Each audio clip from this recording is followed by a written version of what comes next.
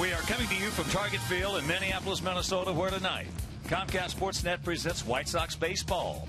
It's Jose Abreu, Alexi Ramirez, Avisaíl Garcia, and our Sox as they get set to butt heads with Paul Molitor's Minnesota Twins. Hi, everybody, and welcome. With Steve Stone, I'm Ken Harrelson. We get set to bring you the first of this four-game set. As you know, we played somewhat of a historic game yesterday at Camden Yards, and we lost that ball game 8-2. They scored 6 runs in the first inning. But tonight, we've got a good man out there to try to get us back on the right track. Chris Sale has been unbelievable this year since coming back off the disabled list, and he usually saves his best for the Minnesota Twins. Last time out against Kansas City, he threw the ball very well, going 7 innings, giving up just 2 runs on 9 hits.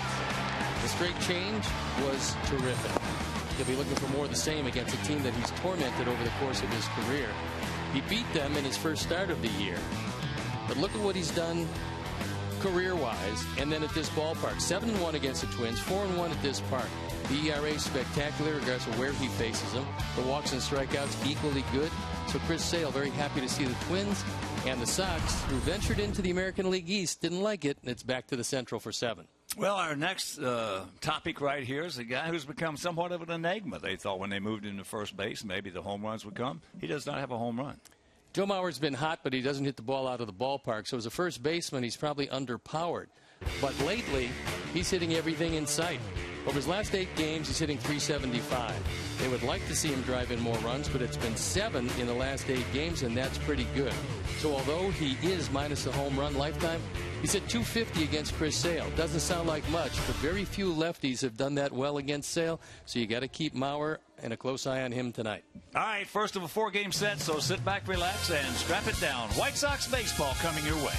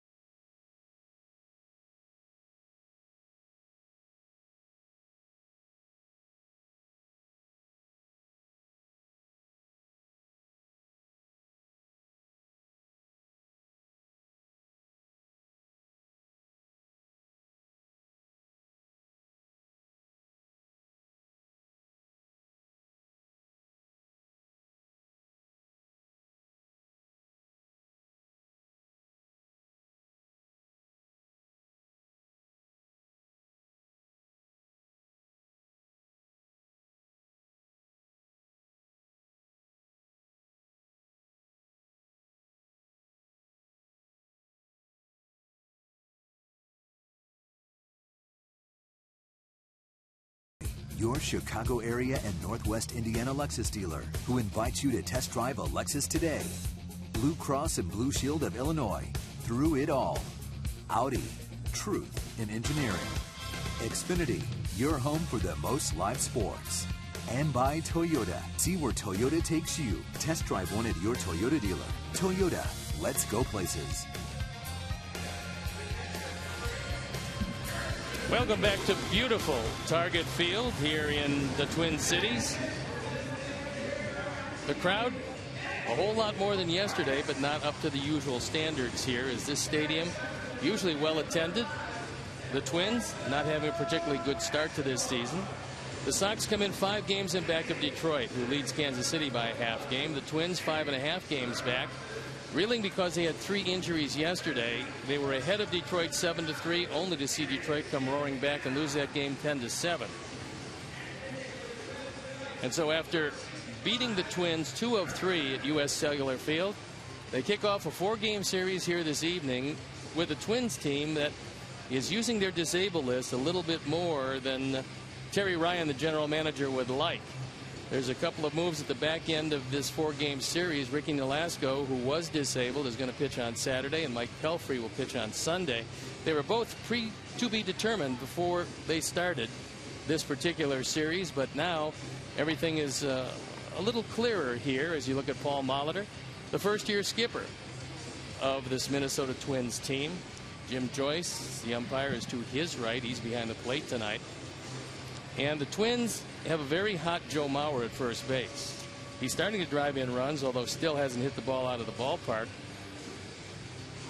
And we're going to see a bit of a different team this evening as the Twins struggle to keep their regulars on the field. It's been problematic for them. And so let's take a look at how Robin is going to line up our Sox for the game tonight. It's going to be Adam Eaton leading it off in center field, with Alexei Ramirez moved up to the 2 spot where he spent some time last year.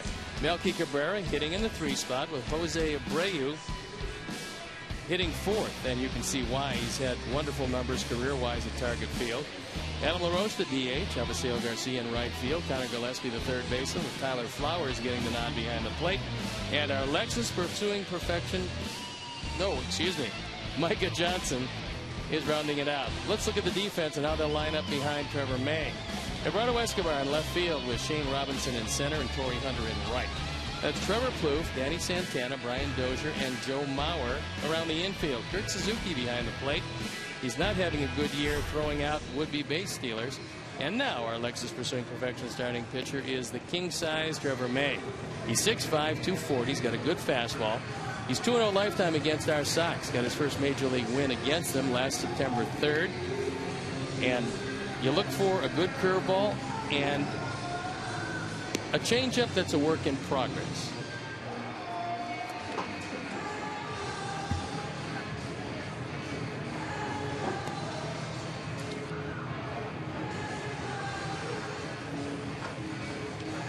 Last time out, Trevor May actually caught a break because nothing was broken. Seager lines the drive off his pitching arm. Fortunately for him, it got him above the elbow. And even though he had to leave that one, he felt 100%. They took x-rays. They looked at it. There was nothing wrong with him. And again, we're seeing a lot of both pitchers and hitters getting hit. Alcides Escobar was hit in the face with a fastball yesterday. We're seeing a lot of pitchers taking line drives right back at them. It's a frightening situation because the ball comes back in a hurry. So let's take a look at the umpires for the game this evening. Jim Joyce, a crew chief behind the plate. Greg Gibson is at first. Marvin Hudson at second. And Chad Fairchild is at third. So in the first of a 4-game series, they throw the ball around the infield, which means we're ready to play baseball. And I'm ready to turn it over to my play-by-play partner, Ken Harrelson. Hi, Steve. Thank you. And once again, good evening, everyone. And welcome to White Sox Baseball right here over Comcast Sportsnet. So happy you could join us.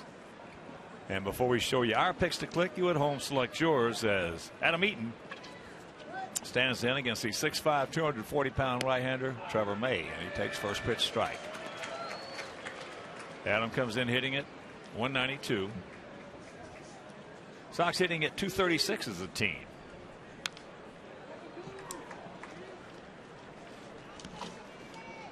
Outfield bunts just a bit for Adam. 67 degrees at game time, and May has quickly gotten ahead. He'll use his changeup to left-handers, and here it is. He very rarely throws a straight change to right-handers. In fact, only 3% of the time will the right-handers look at his straight change. Adam in that leadoff hole is 1 for 16 with 2 base on balls. He has faced Trevor May 6 times, has a couple of hits. And this is the 4th time that we have played these guys. We played them 3 times to open up our home season, and we won 2 of the 3. It was a well contested series, however, as this Twins team think they've gotten better if they can stay healthy, which has been very difficult for them. 1 out. Twins got May from Philadelphia. He was a highly thought of prospect with the Phillies, and he's actually pitching as a man on the bubble, only in that he has options left, and so as they make 2 activations, he's one of the guys that with an option might go down. Alexei takes it up and in. He comes in hitting at 194, no homers. He's driven in 9. Alexei sitting on 99 home runs and 199 as that ball gets by him. So he will pull up at second, and we'll see if they give him a double, because if they do, it'll be number 200. It's a sinking line drive, and Torrey Hunter had some problems with it. He's not the same player that he was last time he was with the Twins. A bit older these days, and he got a decent jump on this ball, but thought he could catch it. It didn't turn out that way, and looked like it's going to be a 2-base hit. So our congratulations on double number 200. Well, Torrey's made his share of tremendous plays against us over the years.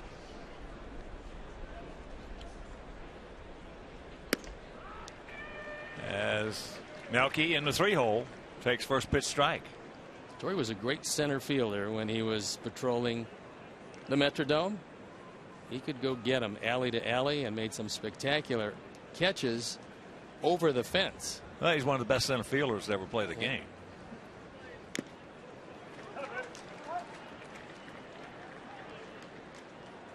He could come in on the ball as well as anybody. That gave him, of course, then the option of playing deeper, which he did. And he was able to make a lot of those over the fence catches.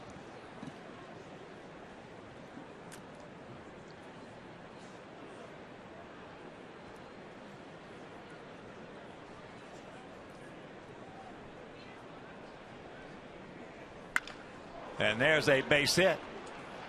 They're going to wave him around. And here's the throw. They get him. Beautiful throw by Shane Robinson. I talked with Joe McEwing before the game, and what he said was Robinson has great technique and fundamentally sound, but didn't feel he had an overpowering arm. He is, however, very accurate. And this one, right on the money. So it goes as a single. 8-2. A throw well ahead of Alexei. Worth a gamble, but it didn't work.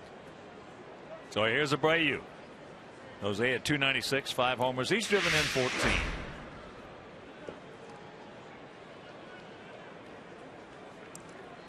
He has faced May 6 times, and he has 3 hits. And if you missed that game yesterday, Ubaldo Jimenez, some of the best stuff we've seen all year. And when you see Abreu have 3 at-bats against a guy like he had, you know he had good stuff. Was knocked down, picked up, and he's going to throw him out. So the Twins throwing some leather here in inning number 1, save a couple of runs. And after happening to play, our guys nothing, and their guys coming to bat.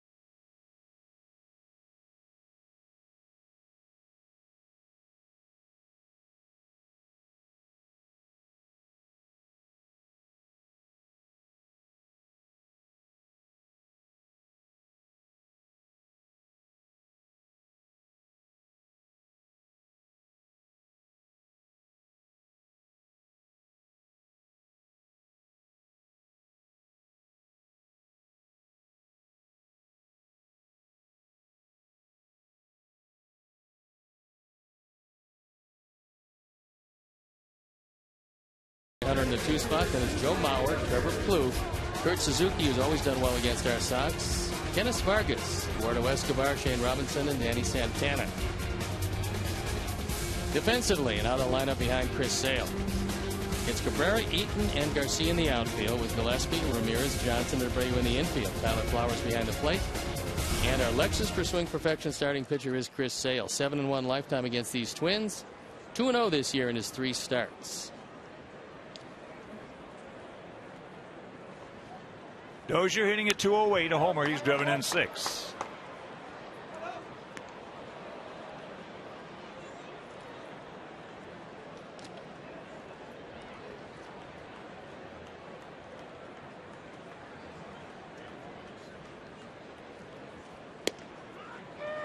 Takes a strike. Dozier's got some power. And he's got some speed. 23 home runs last year. And a lot of people haven't heard a lot about him because he plays here in Minnesota, but he's one of the better offensive second basemen around. High into left field. Should be a can of corn.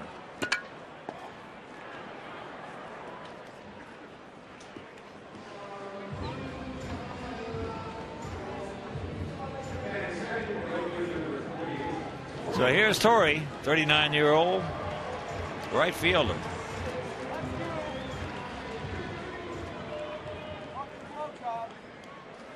Torrey has not been hitting the ball lately. And if he's going to hit in the 2 spot ahead of Mauer, he's going to have to pick up the production.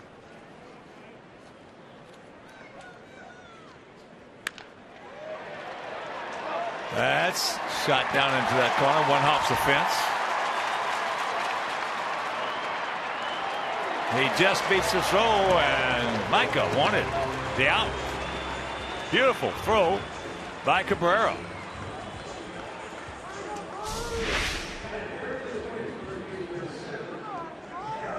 Melky goes in the corner. This is a fastball. Didn't have a whole lot on it. And he's able to one-hop the wall. And Cabrera not giving anything up. Gets a solid throw back in. The call by Marvin Hudson. He just missed getting it. So here's Mauer. He is 6 for 24 lifetime off Chris Sale.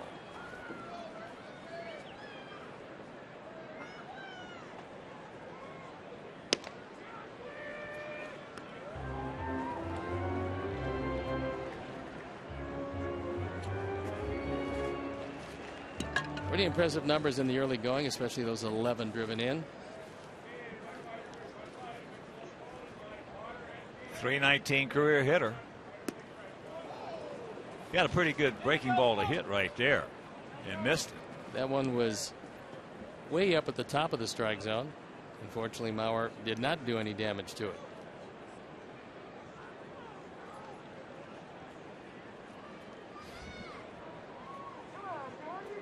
Now feels slightly to the right.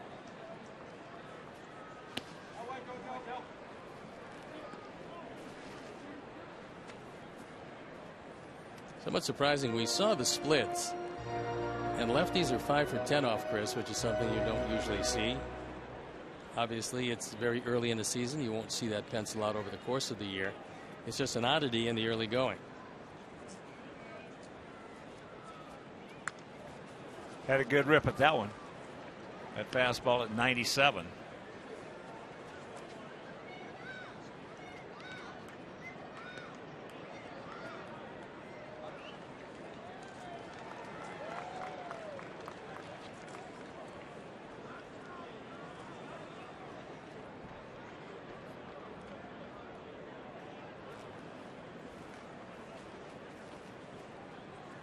Mauer's been around a long time, just 31 years old. He got another pretty good breaking ball to hit. Well, he particularly likes to try to shoot the ball through that hole between where Gillespie is playing and Ramirez, who's playing him up the middle. Joe has a whole lot of hits right through that hole. Because he's got a whole lot of hits just about everywhere on the field.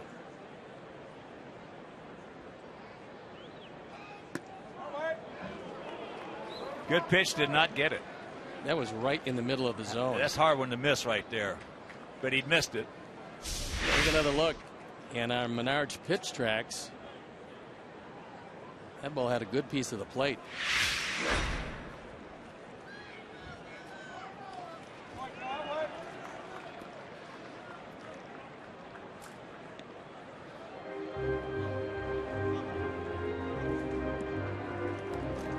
Now Tyler comes out. Many times in a situation with a full count, what a catcher will do is, I'm not going to give you a sign, and I don't want to set up too early. So you know what you want to throw. You ask the pitcher, you tell him, and you just go get him.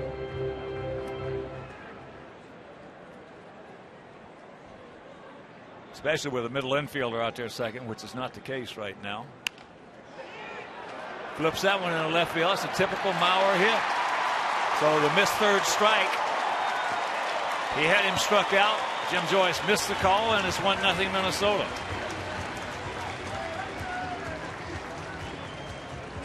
Boy, that's what burns everybody up. When you get somebody struck out, they blow the call, then the guy gets an RBI.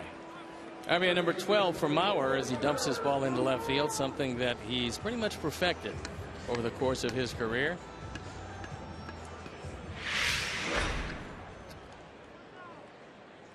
Well, he's going to get a lot because he's had 4 strikes a lot in his career. It's a lot easier to get base hits when you're getting 4 strikes rather than 2.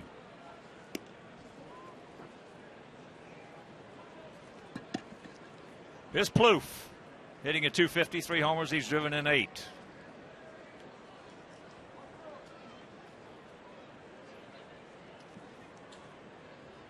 Trevor, 8 for 27 off Chris.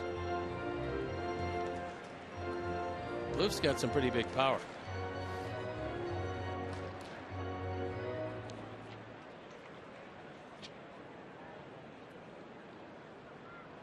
Outfield straight up.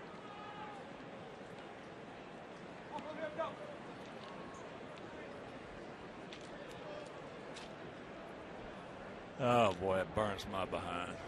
Wow.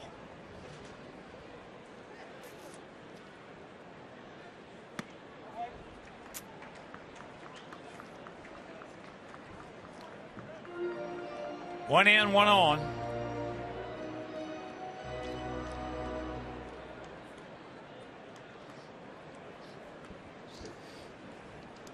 Mauer just a short lead.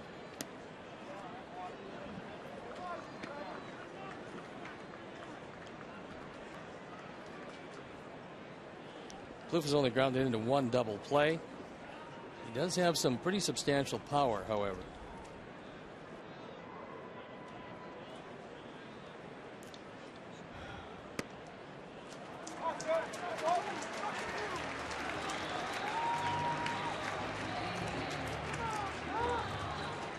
Tyler Flowers will go out to the mound, try to settle down Chris Sale. And Sox killer Kurt Suzuki stepping in. He's had a tough year behind the plate throwing out base runners, but not hitting against the Sox. He usually saves his best for this particular pitching staff.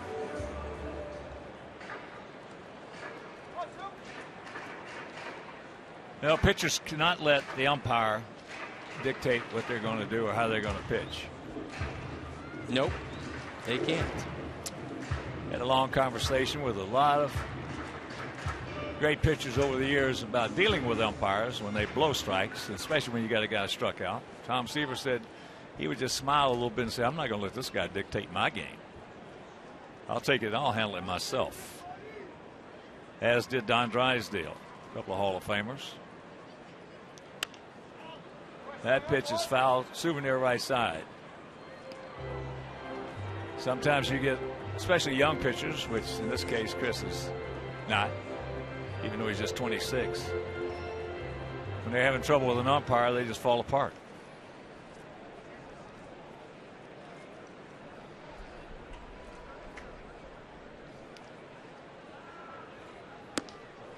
Threw that one by him. 97. Suzuki's grounded into 4 double plays. That's tops on the ball club, as you would expect from a lifelong catcher.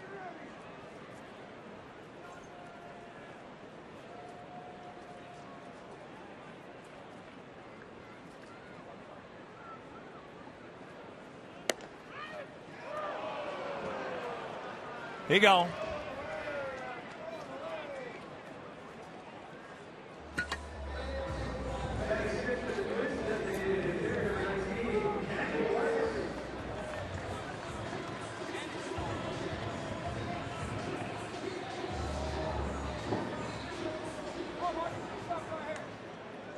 We've seen Vargas with big power on both sides of the plate.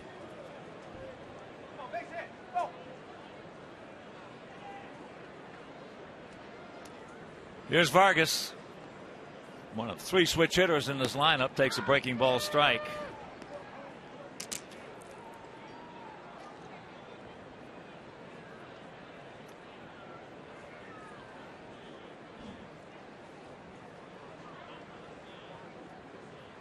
Change up. And the count 0-2. Outfield straight away and very deep all the way around.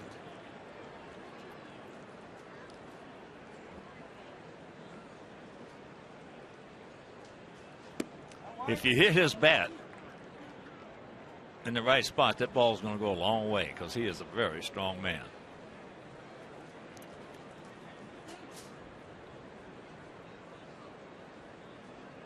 Gillespie back several steps off the line at third. He gone. But they get a gift run. Long call gives them, and they lead it 1-0.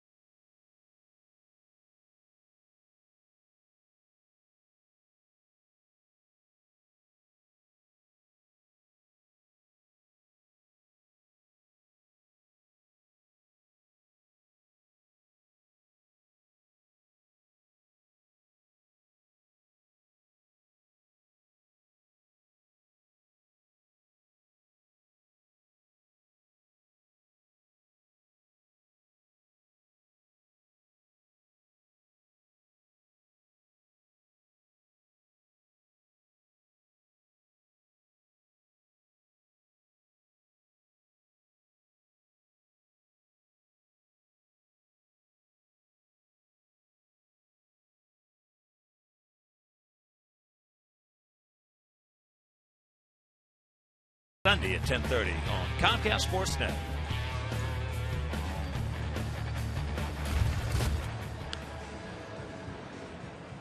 It's a 1-0 Minnesota lead here in the top of the second inning. A gift run given to them. Adam LaRoche, Avisail Garcia, and Connor Gillespie.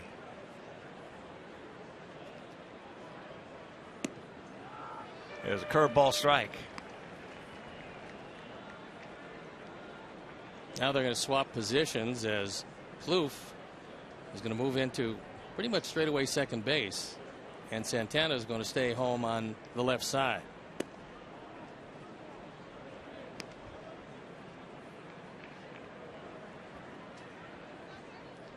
Adam hitting it 200. First time he's seen Trevor May. Takes the strike. And the count 1-2.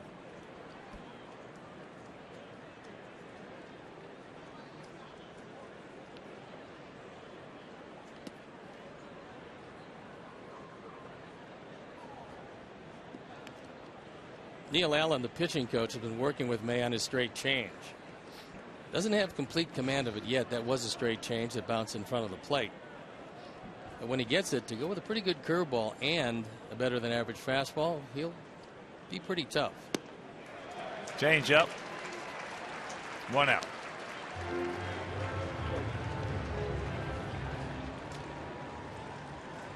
So here's Garcia hitting at .292, a homer. He's driven in 4.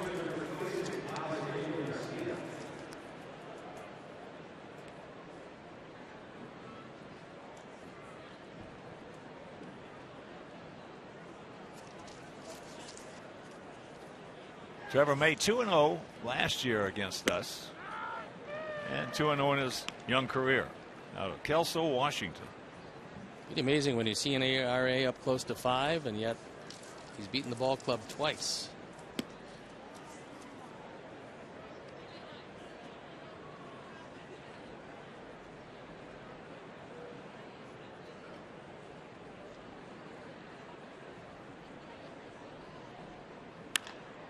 There's a sharp single in the hole.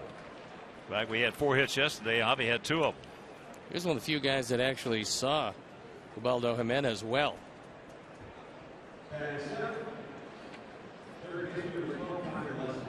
All right now let's check out our picks to click. Managio, our director and the crew. Well, he went with Alexi. Steve's going with Melky. And Bernard Young and all the great people, great crews at Atlantic Aviation, and also with United, Sparky, Mark Sipole, and Joe Bonilla, and all the crew. That ball hit deep. They go back. He's got room. No. Yep. Thought for a second it might get up on that wall. This is not an easy place to hit the ball out of the ballpark, especially as you head toward that scoreboard in right center field. You can pull the ball down the line, you can get out of here, but the ball just really hangs up to right center. This is a great pitcher's park, especially if you can use alley to alley, because it's tough to get the ball out at night. Daytime, sometimes it's a little livelier. Here's Tyler. Tyler, 237, a homer. He's driven in 6.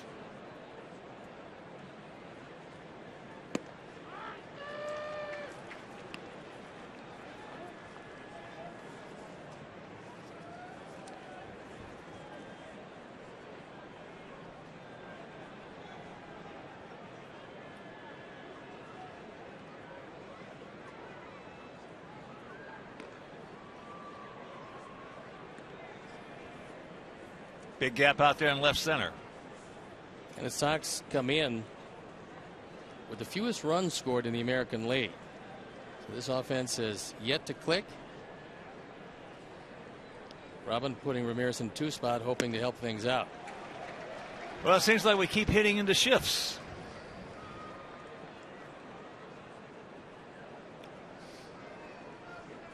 A lot of pull hitters on this ball club, and that's one of the reasons why they employ it. And you're right. There's only been a few hitters successfully to hit through shifts. The 0-2 pitch.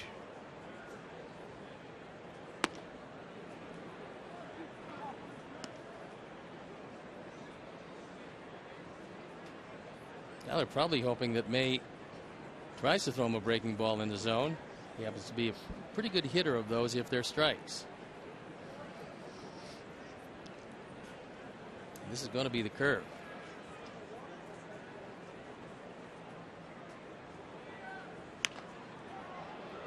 You got a roller, just a little too quick out in front.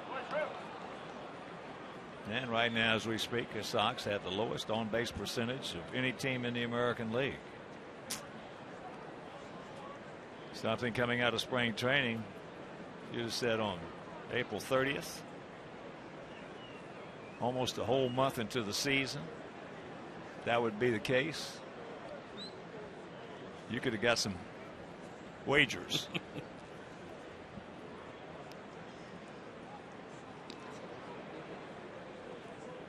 And won them.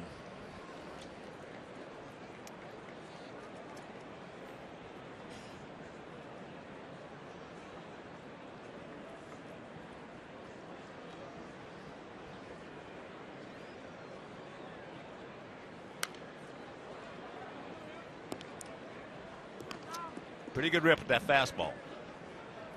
Well, the last time out in that game that May was taken out of the game by a line drive off the bat of Kyle Seager. He didn't throw one curveball with a 2-strike count. But it looks like tonight Kurt Suzuki is going to force him to throw that with 2 strikes on a hitter. And there's another one blocked nicely by Suzuki.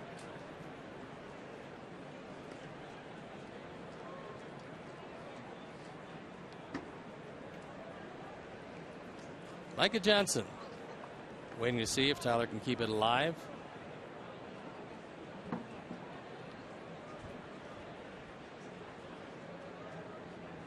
Suzuki looking over that dugout again for the sign. Gets the fastball, hits him on the fist, pops him up, and Santana will make the catch. So that'll retire the side after an inning and a half. 1-0 Twinkies.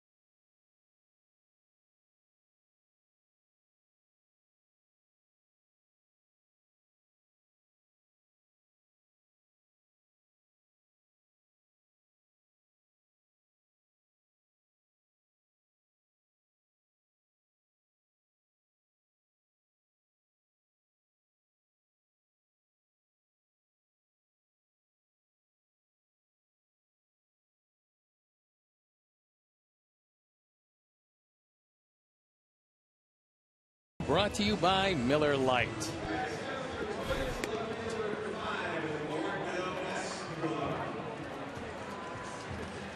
It'll be Escobar, Robinson, and Santana to face Chris Sale. Had a chance to talk to Eduardo before the ball game tonight. He's one of the most popular players on this Twins team. Former member of the White Sox. Big smile on his face. Loves to play the game, although not off to a particularly good start.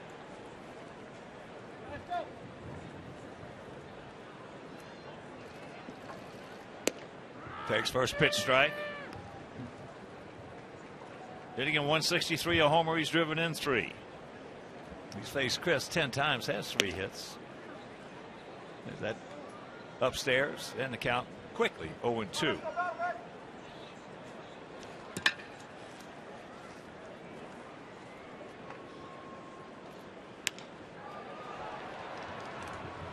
And that change up out in front a little bit. 1 out. Enjoy the benefits of being a White Sox season ticket holder by purchasing a prorated 71-game full or a 23 or 4 game split season ticket plan. Great locations are available now. Prorated ticket packages begin during the week of May 5th. So to purchase or to view a list of benefits, visit whitesox.com or call 312-674-1000. That can be trouble. Get foul. It will. Off the bat of Shane Robinson.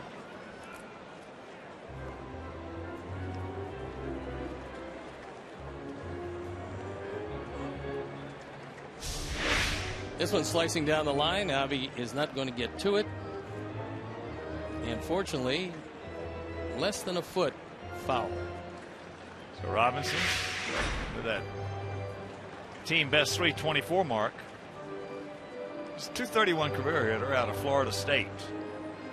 Talked with Joe McEwing about Robinson. He said, well, he came out of the Cardinal organization, which means that he probably is going to be fundamentally sound.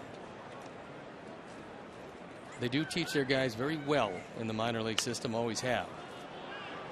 High pop up right side. 2 down.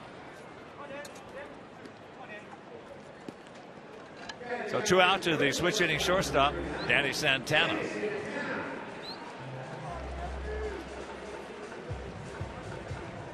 A whole lot of people that felt Santana was one of the best young shortstops around last year.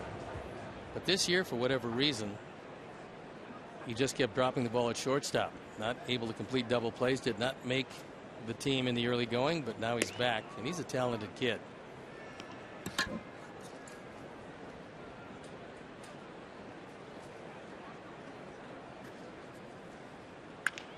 Change up. Booted. That'll be an error.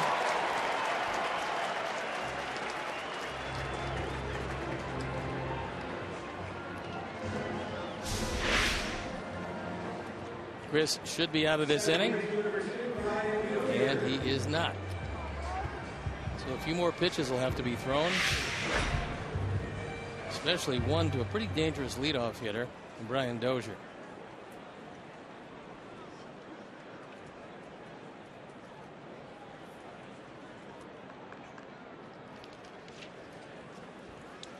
Dozier went out to left field.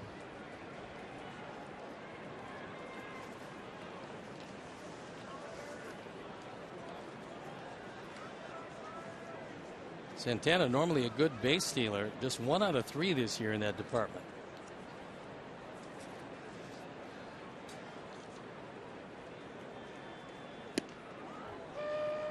Takes a strike.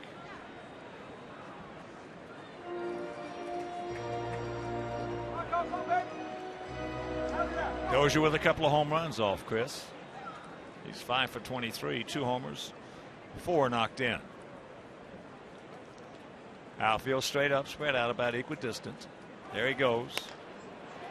And that ball hit into center field. It's going to fall for a base hit. Now they're going to wait him. Good bobble. It's 2-0. Wow. Adam Eaton spent a little time getting the ball back in, and then the relay was fumbled by Abreu. So you take a look at the aggressiveness of this team, and without hitting the ball out of the ballpark, you figure you have to be aggressive. And a good call. Decided to put the pressure on the defense, and the defense was not able to make plays. We better start doing some rebooting here. Gave up 6 runs in the first inning yesterday when they should have had 0 if you missed that game. Perfect double play ball. It was not turned. Samardzija would have been out with no runs, and they went on and got 6.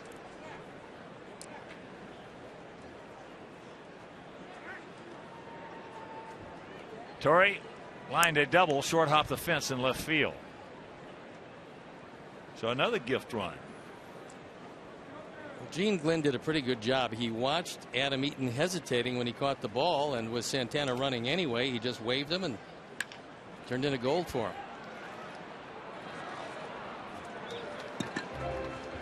It's 2-0 Minnesota.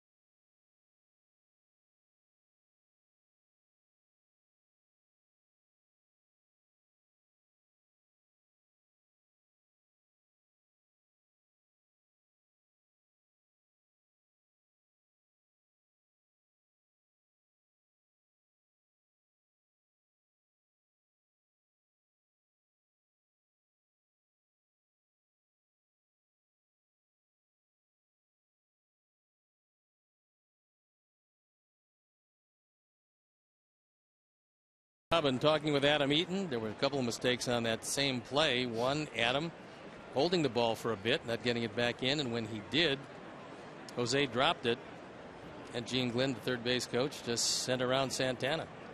Here's Micah Johnson. Well, the first responsibility outfielder has in that situation is get the ball in as quick as you can to the cutoff man. I'm sure that was stressed by Robin in that brief meeting.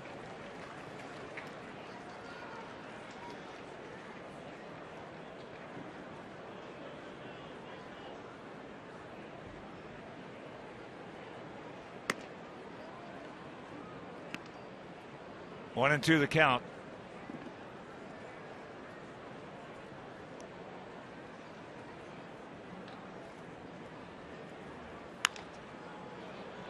Well, a team to be working as a team has got to pick one another up as a fan makes a terrific catch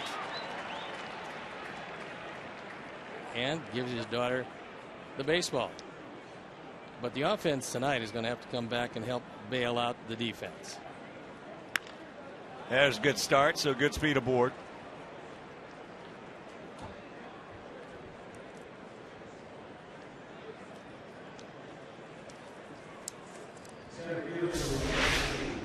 Promising way to start it. That's a straight change. He kept it down, but Micah went right with it.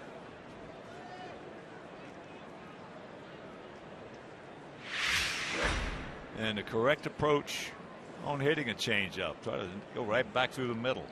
As here's Adam. He struck out on a fastball.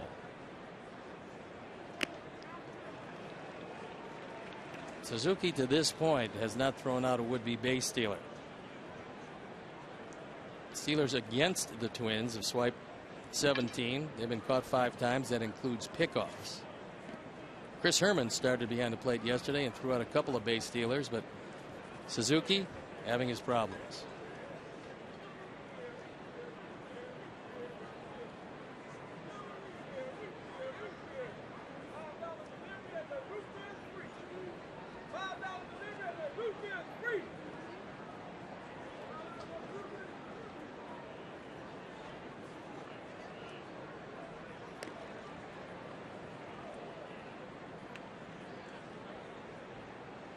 Shane Robinson playing him to pull. Just a step or two. So there's a nice gap out there in left center. Torrey way off the line and right. There's a curveball strike.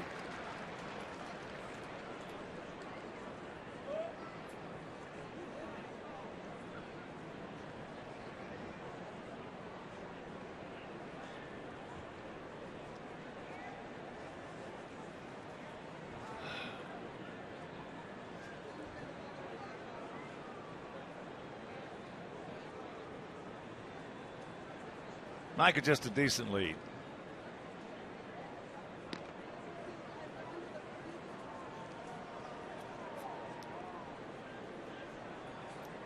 May to this point has not shown a particularly good move to first, and many times with a big guy, and May is one of those, they're a little slower than a normal right-hander to first base.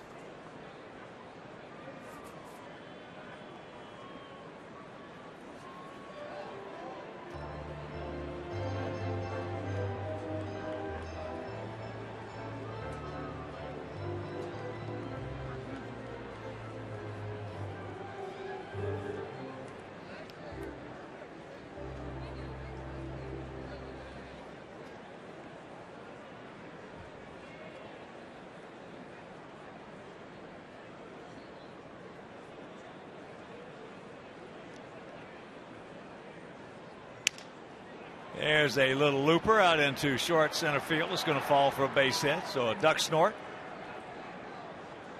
And we got the first 2 men aboard.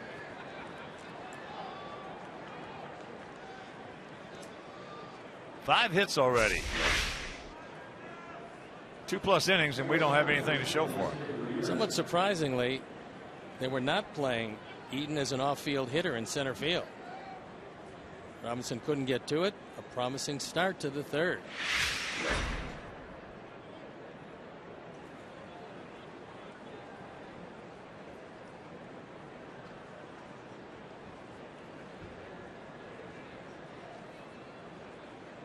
Here's Alexei, who doubled. And he became the 19th player in White Sox history with 200 or more doubles.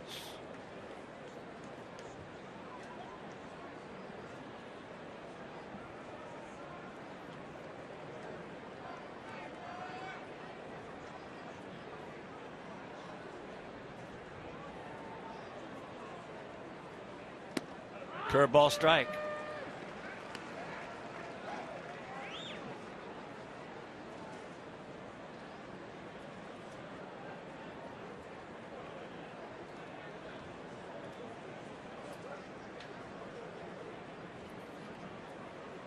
And talking with Joe McEwing, he said they were going to try to take advantage of running on Torrey Hunter in right field. That arm these days is not quite as good as it once was. And got a piece of Suzuki. No, you didn't go from first to third, and certainly if you weren't a above average runner, you didn't try to score on him in the old Metrodome. You know, that ball, people don't realize the artificial surface. That ball gets to the catcher on a throw from the outfield much more quickly. It's going to take a true hop instead of the regular turf where you never quite know where the hop is going to be. I remember a couple of games we had over there, and a big series too. We got 4 hits in an inning, couldn't score.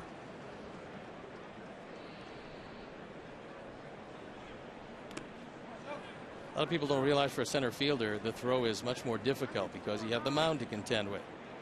Right fielders, left fielders don't have to worry about it. And with that mound, you either have to airmail the mound and one hop to the catcher, or skip it just before and skip it over the mound. That's what Robinson did when he threw out Alexei in the first inning.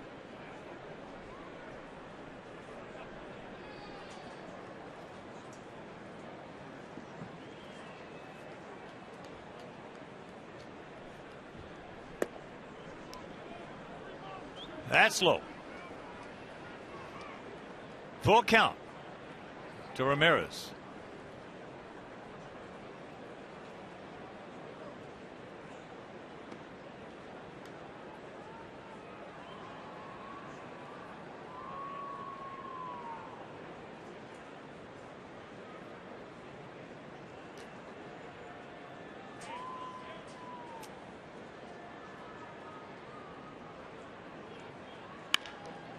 Ground ball. Can't get him. So they get Adam at second. 1 out, runners at the corners. Adam went in as hard as he could go in. And Santana has just a moment hesitation. That allowed Alexei the chance to beat the play at first base. And Santana did a lot of that this spring. One of the reasons why he didn't break with the club.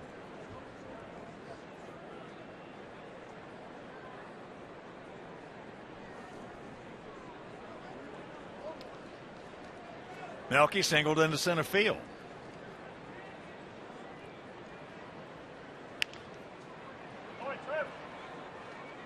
Flips that one foul. Souvenir left side.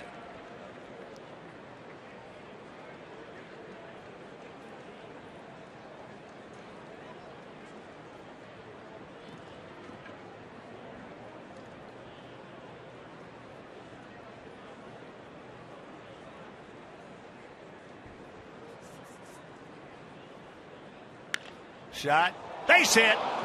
Well, he just drilled that one by him. So Alexei will pull up as Micah scores, and it's a 2-1 ball game. A bullet off the bat of Melky. 6th run driven in by Melky.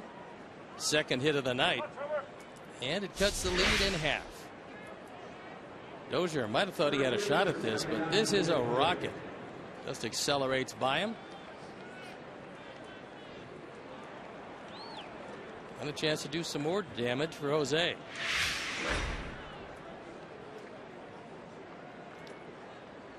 Dozier made a nice play and saved a run on a ball that could have gone through for a base hit, but he dove, stopped it, picked it up, and threw him out.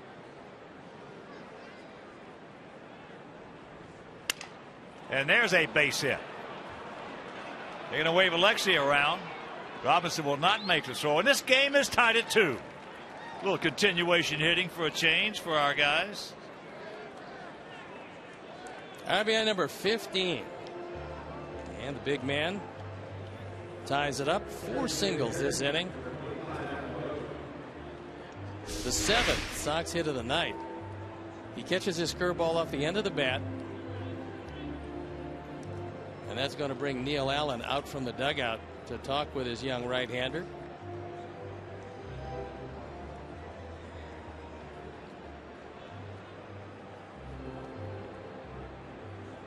No hesitation on the part of Joe McEwing. Just like that, it is a brand new game. Now Jim Joyce is going to go out and break up the meeting at the mound and get back to business. Adam LaRoche will be our hitter. He struck out leading off last inning on a changeup.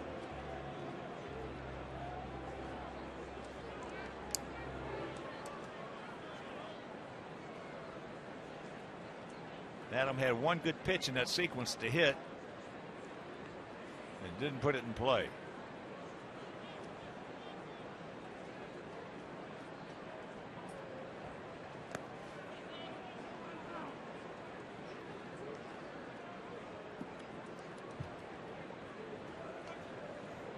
So 1 out, 2 on, 2 in. And because of the 2 base runners, they are not in the severe shift that usually is employed with LaRoche at bat. And he's got to count. He's sitting in the catbird seat, 2-0.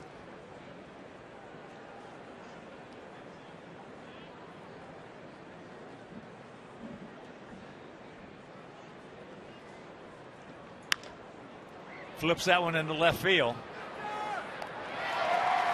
Escobar goes over, makes the catch, and that's out number 2.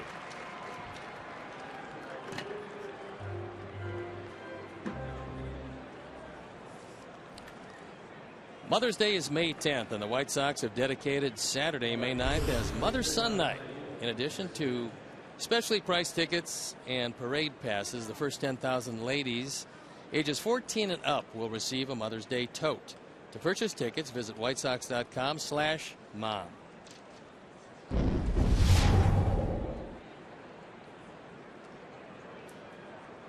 Here's Avi.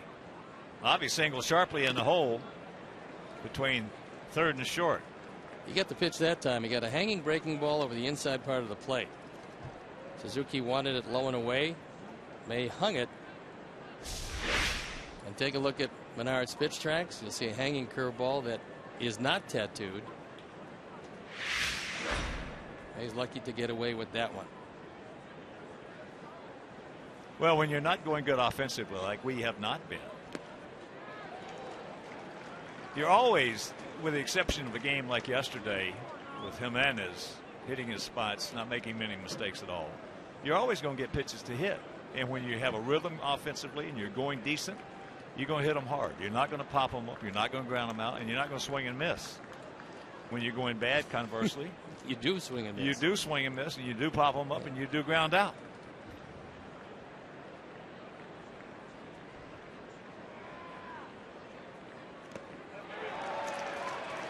Got him, but we pick up a couple, expand a couple, and this game is tied at 2.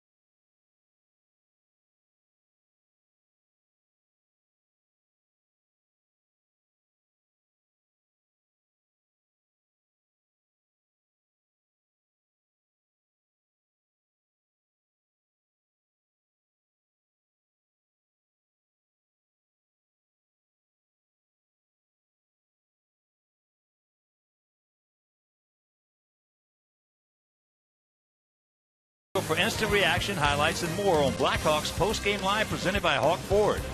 After every playoff game right here on Comcast Sportsnet. 2-2 tie here in the bottom of the third.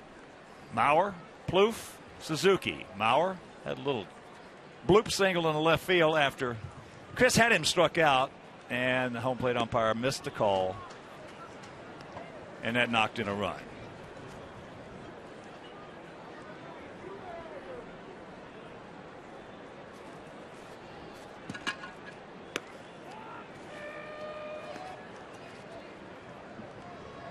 Almost exactly the same spot as the missed call the first at bat.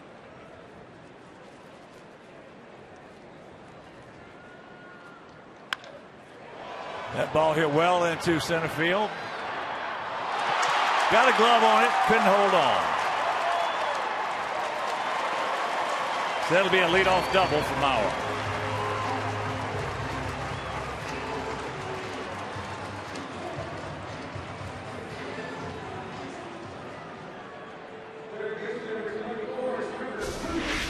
Adam Eaton got there, and that fastball low and in off the plate was hit hard, but the spacious dimensions of the alley, it's 403 where Adam ran it down and it hit the glove, bound away, and Mauer's in at second base. So here's Plouffe. He walked.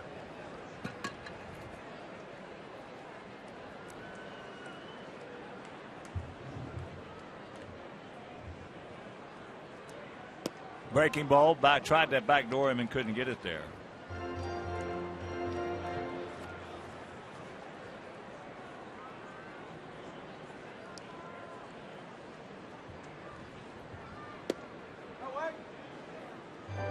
It'll be interesting in a tie game. See if Trevor Plouffe tries to hit the ball to the right side and move along Mauer. He is a power hitter, however, and this team doesn't have a lot of them.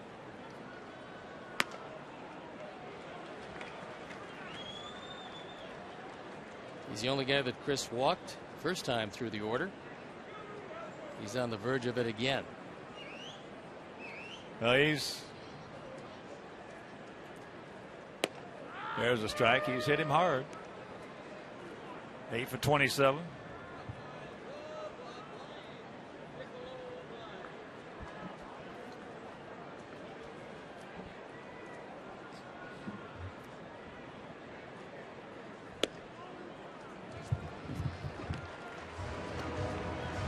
So 2 on, nobody out. Join us on Friday, May 8th for Back to the Future Night, celebrating the 30th anniversary of the hit film. Visit the DeLorean Time Machine and a post-game fireworks show set to Back to the Future soundtrack. Presented by UI Health. To purchase tickets, visit whitesox.com.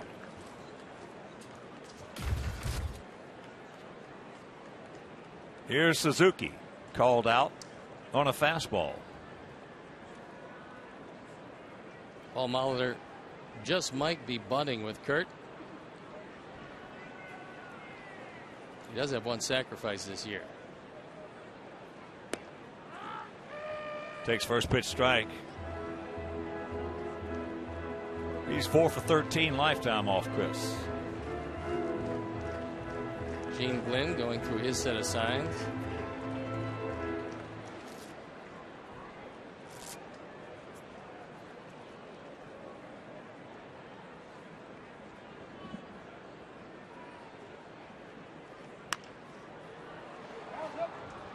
Oh, 0-2 the count.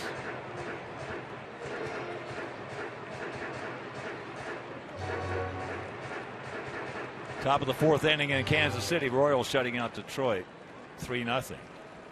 They're doing it without Alcides Escobar, who got hit in the head with a 96-mile-an-hour fastball from Danny Salazar. Still experiencing concussion-like symptoms, so he was held out at tonight's game. That fastball at 95.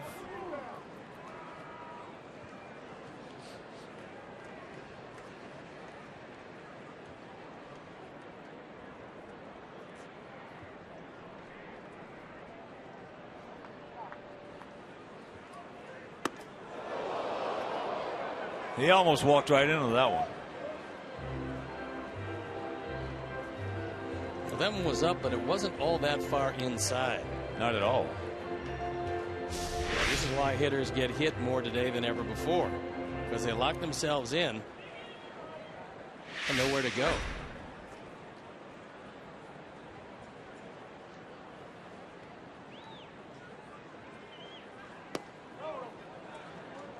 Well, when pitchers don't pitch inside, and one reason being umpires don't call the inside strike, you're going to get guys hitting themselves. Vargas in the on deck circle. Switch hitter was also a strikeout victim to end the first inning.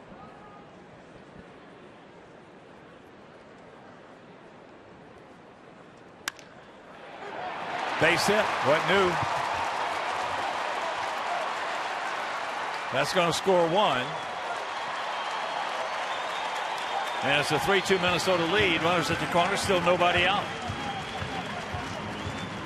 RBI number 9 for Suzuki. Doesn't exactly fall into the Ryan Rayburn category against Sox pitching, but he's done a good job over the course of his career. He drives it right by Alexei.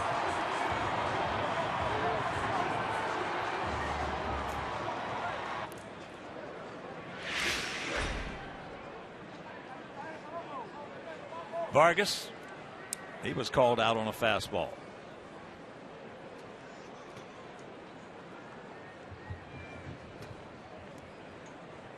So if you're just tuning in, we didn't do them. They got a gift run in the first. We gave them a gift run in the second, and they have picked up one right here.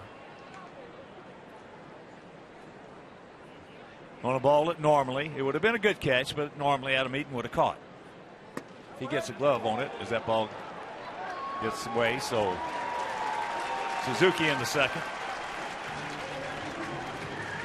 Now we'll have to see wild pitcher pass ball. And it is a pass ball. He was looking low and in. He wanted that pitch there. Got it high and away, and it didn't stick in the glove. And the advance by Suzuki to second.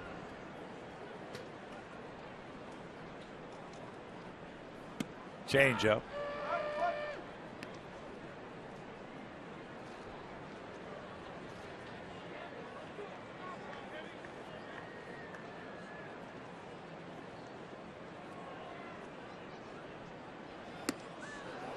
Threw that one by him upstairs. That one at 96. Throw him another one right there.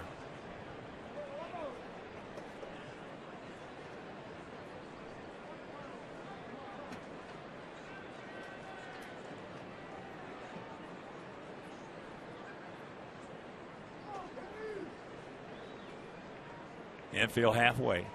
He gone. One out. Some good high heat. Second strike was in the same spot as the third strike. And Vargas just can't catch up to it upstairs. Not with that uppercut swing.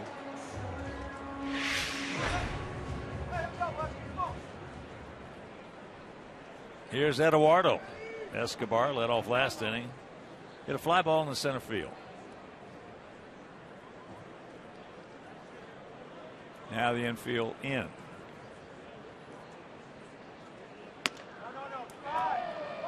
So he takes strike one. Got a shifting zone here tonight. Oh boy, I'll tell you. Oh, take it. Chris will take it, but that ball was good 2 inches up out of the strike zone high. Curveball, and the count 0-2.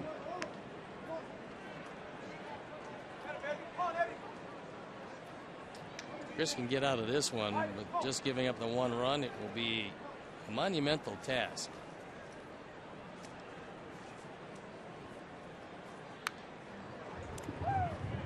Well, he has not had an inning that he has not been under duress. No, has not been a coasting 3 to this point. He's about ready to deliver pitch number 57.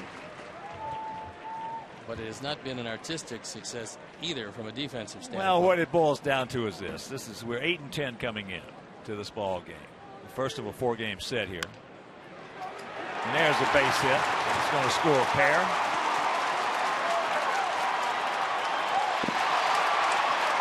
And there's ball gets away. So, but what it boils down to right now is that we're a good baseball team that's playing bad baseball. Just that simple. Not much is going right. Chris is unhappy with himself on that breaking ball. It wasn't a bad breaking ball. He was just able to get it by Micah Johnson. Maybe not as quick a breaking ball as he's thrown at times. This one rolled. Escobar does a really good job. And Adam Eaton, I'm not exactly sure where that one was going, but he's going to pick up an error.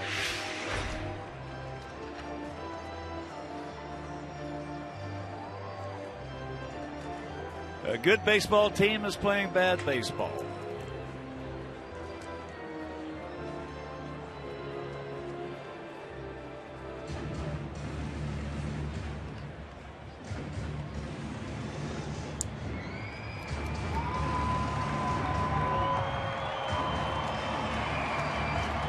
We gave the Orioles 6 runs in the first inning yesterday. They beat us 8-2. So here is Shane Robinson, fouled out to Abreu, takes a curveball strike.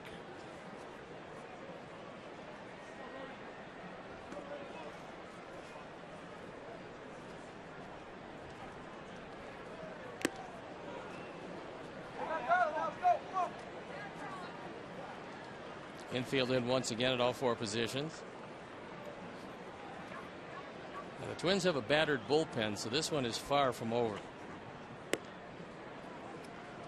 Just flips that changeup, throwing away. 1-2 the count. Casey Fiend was just disabled. They've had a few injuries out there.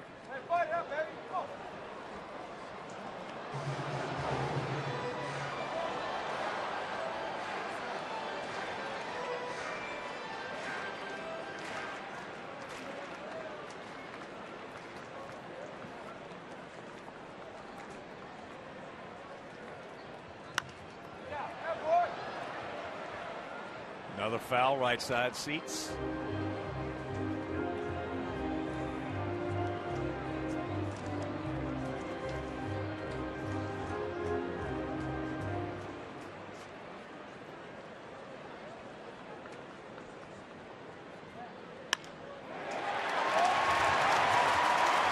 Six-2.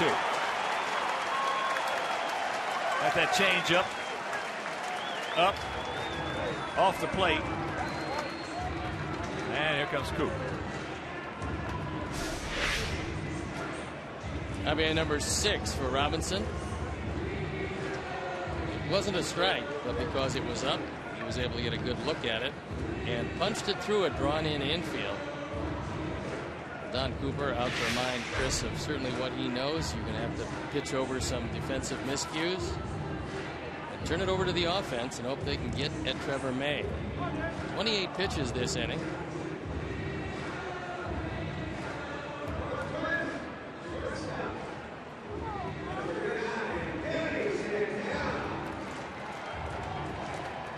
A tough first inning, a tough second inning, and an even tougher third inning here.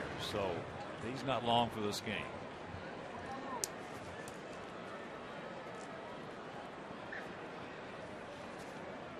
Here's Santana.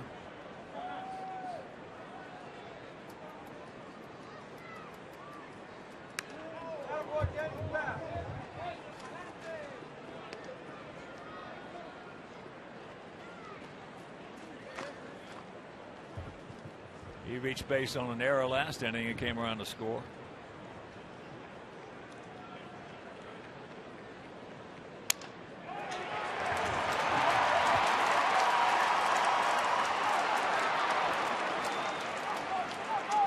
That's another changeup, and it almost feels like the Twins are sitting on off-speed pitches.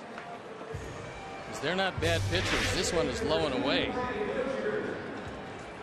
Santana just reaches out, takes it right back up the middle. I'm not sure if you can use a game plan where you're just looking for the changeup and the breaking ball, but Twins are taking advantage of a whole lot of them here tonight. If they saw his last start, that's what you'd have to assume.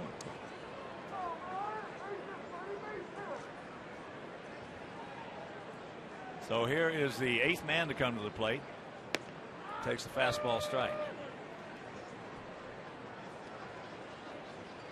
Dozier is 1 for 2.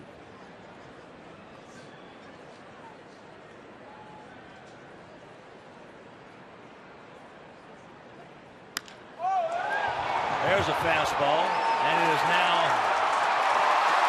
9-2.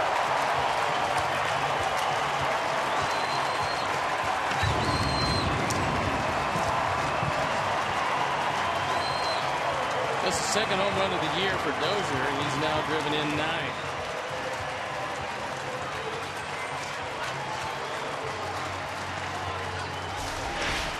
The Ford home run replay is a fastball about thigh high, middle out, and gone. So here's Torrey. Torrey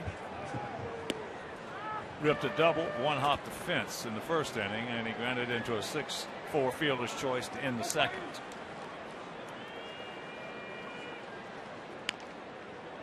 Got in on him.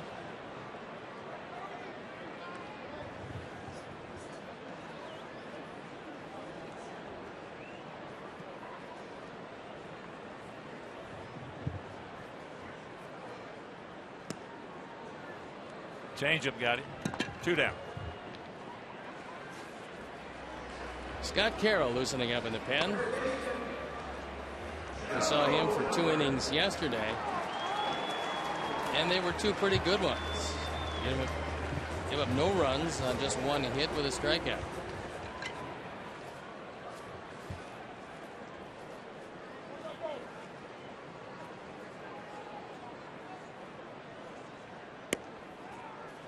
Mauer started this inning off, hit a ball into deep right center field. Adam Eaton got there, got a glove on it, couldn't hold on.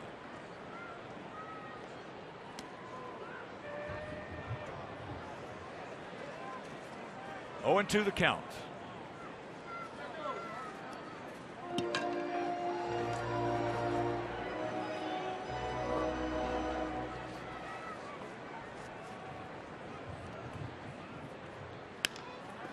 That curveball into left field.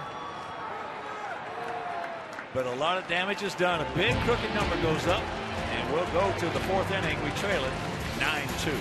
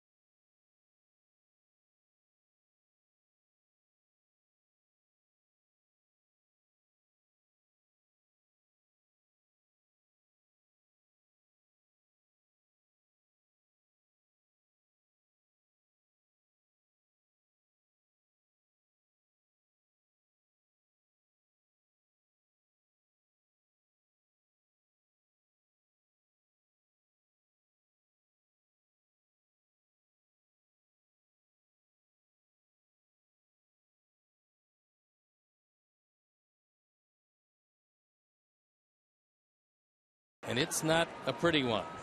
The 9 runs given up, a career high. The 8 earned runs ties a career high. It'll be Gillespie, Flowers, and Johnson. Face Trevor May. And you would think the way they talked to Chris Sale that would be it for him.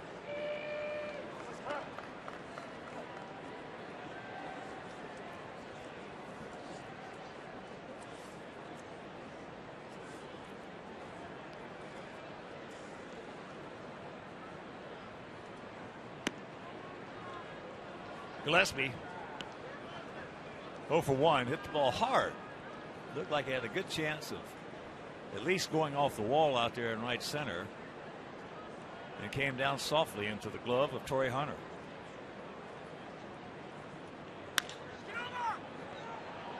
Maurer with a good play.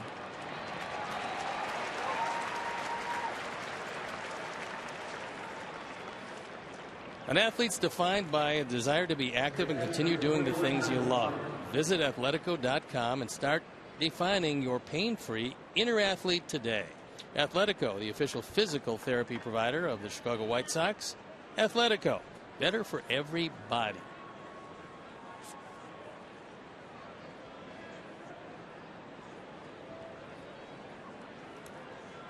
Here's Tyler. He popped up to Danny Santana. Takes first pitch strike.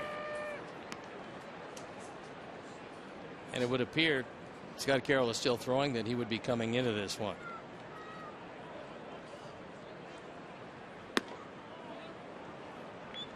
Yeah, as hard as he's had to work for 3 innings, get him out of there. Yeah, I would say that should be it for him. He's had some bad defense. But one thing about it, pitchers, they've got to go out there sometimes and pitch over some mistakes. That is true, and most of the time, Chris is pretty good at that. He's great at it. That's one reason he's Chris Sale.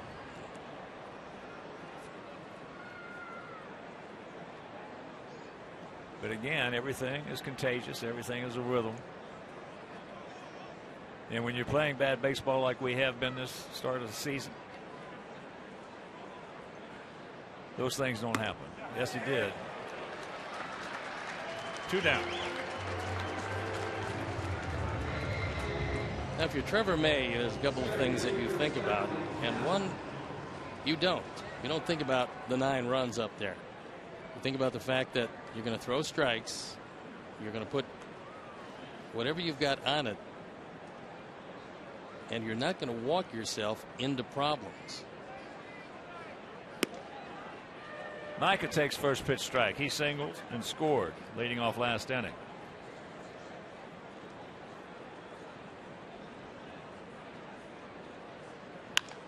There's another single.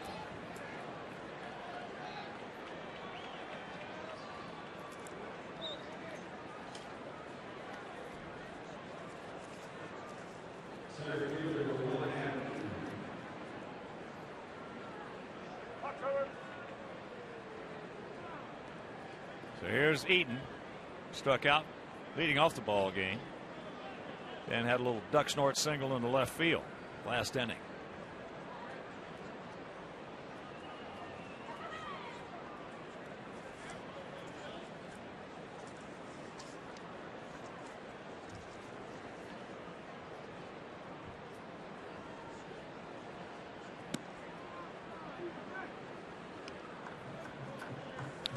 Time now for AT&T Uverse Multiview. You see Micah leading away at first, Darryl Boston in your picture, and the pitcher-hitter confrontation from the center field camera.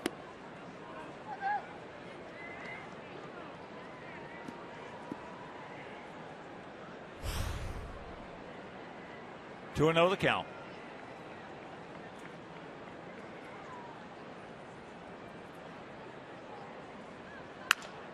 Off the end of the bat, hit softly. Santana can get rid of it in a hurry and put a little something on it, and that'll retire the side. Nothing across after 3.5. We trail it by 7.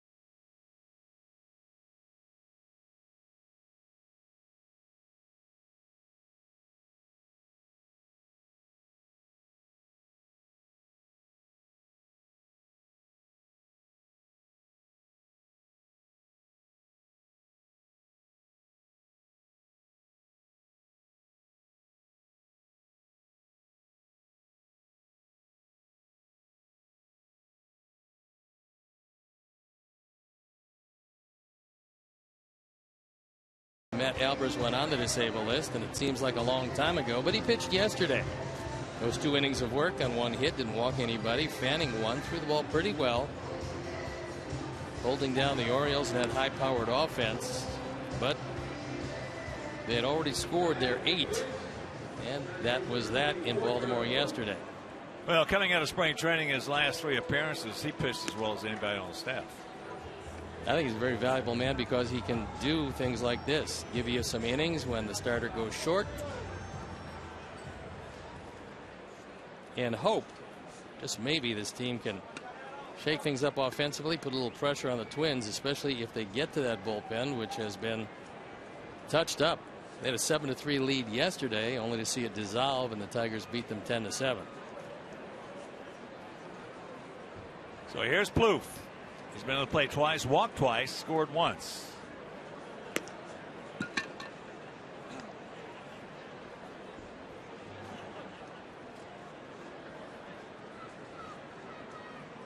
Plouffe has been unbelievable leading off innings this year, which is somewhat surprising for a guy hitting in the 4 spot.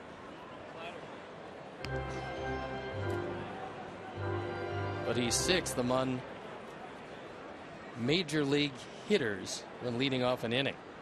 Slugging percentage up over 800, so he's got some pop. 1-2 the count. Didn't catch up with that straight change.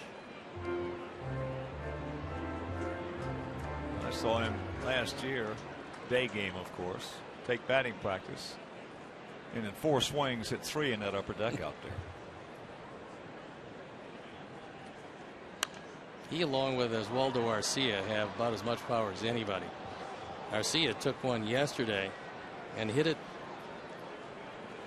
over the stands in right field. It was on the concourse. It was one of the longest home runs hit here. You can see by the Great Clips area, it landed in that general area. It was a bomb. Well, I was talking with Jim Thome. We were talking this spring.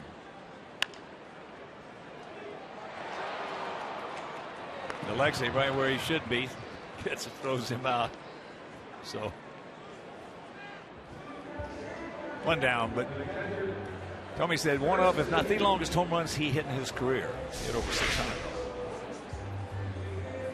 Was out there. Went down about where the W Hotel we're staying at is. That's a blast.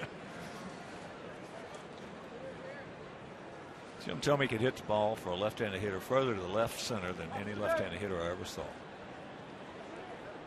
Left center, straightaway center.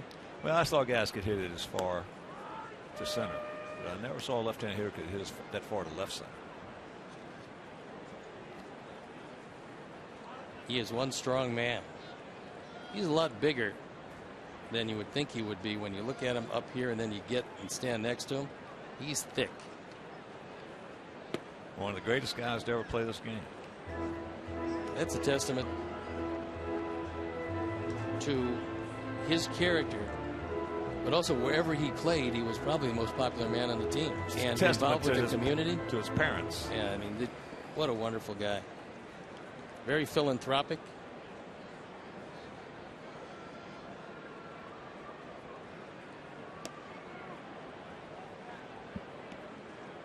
Suzuki had a big base hit last inning. He's 1 for 2 with an RBI and a run scored. 9-9-0 for them. 2-8 and a 2 for us, but the 2 is not the whole story. There's more to it than those just the 2 arrows. It's the way we played. The 2 could have been 4 rather easily, but it just has not been a particularly pretty baseball game all year. I thought that 2 wins against Kansas City the other day might do something, but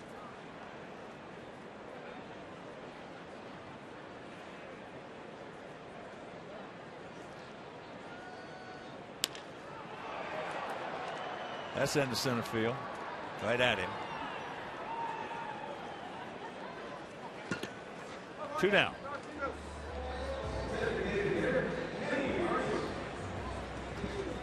There's Vargas. He's been to the plate twice. Called out on a fastball.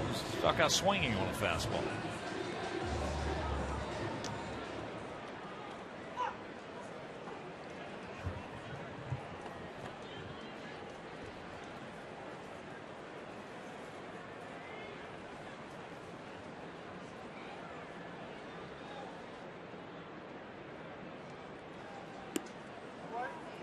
Now here's where somebody's got to start leading, so to speak. You know, George Patton said it. Leadership is not earned, it's taken. And we'll have to see who emerges as that guy. That's it. That's exactly right. Two Hopper right back up the middle. And that'll retire the side. So a good inning for Scott Carroll. 1-2-3. And we still trail it by 7.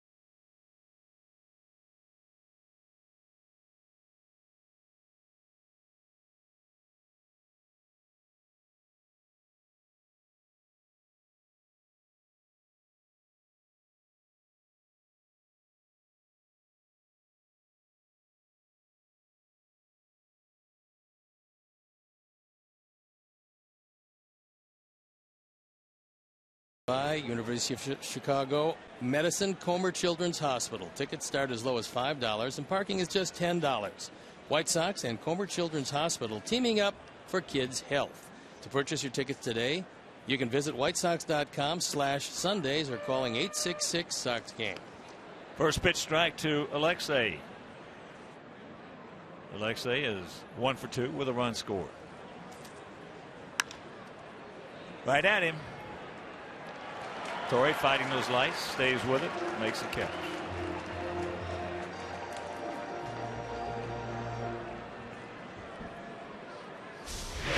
You got to turn away to the side if that ball does not go above the lights. And Torrey does it well, looking up, shaking his head, but it's stuck in the glove.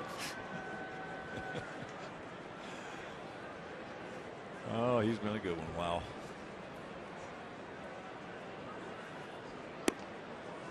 Talked to Paul Molitor about leadership on his club.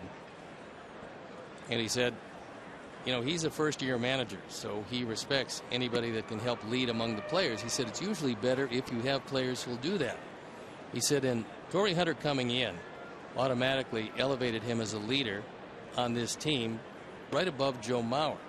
He says Mauer feels pretty comfortable now having Torrey there also.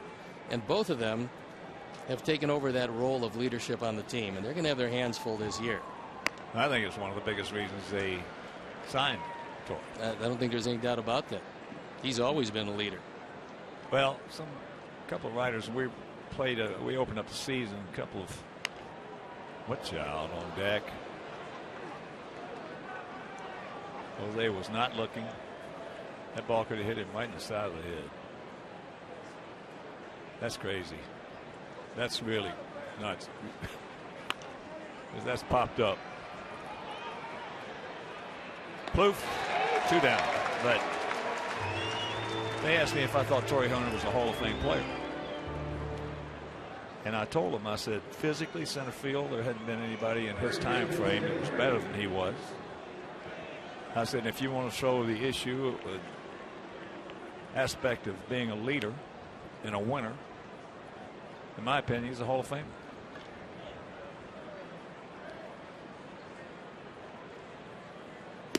going to be a tough go for him, but he certainly was one of the best players of his era. No question about it. I mean,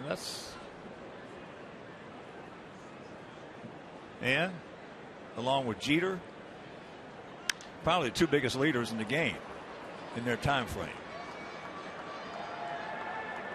That's a quick 1-2-3 inning. We're halfway home, trailing 9-2.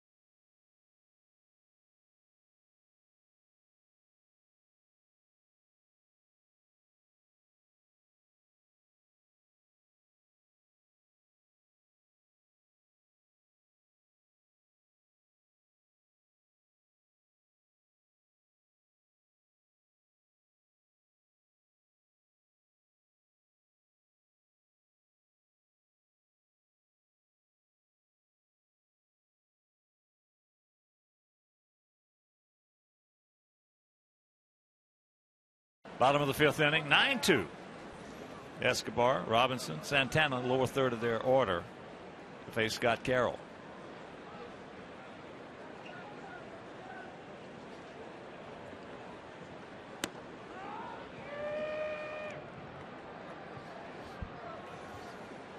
Eight years later, Torre is back, and so is she. It was a terrific career for Torrey Hunter. Boy, I couldn't stand him. Could not stand him when he had that Minnesota uniform on. Well, that's a testament to how good he was. That's exactly right. That's the greatest compliment a player could be had. That's what the opposition is supposed to think about you. That's exactly right. Well, we tried to get him. Angels came into the last day, the last moment. Kenny had it all wrapped up. And they came in and just overwhelmed him. I believe it was a Taco Bell out there in Anaheim. He was a pretty good player even when he went to the Angels. That's right, he was.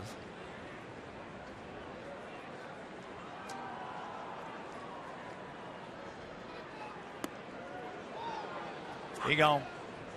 One out. Well, probably the two most hated players in the history of the game. This is just probably Ty Cobb. Well, he was definitely one. And Pete Rose. Yeah, he was up there. Yeah. And that hasn't changed. No. I mean, and they just happen to be 1 and 2 in hits. Yeah. Well, two great players. No doubt about it.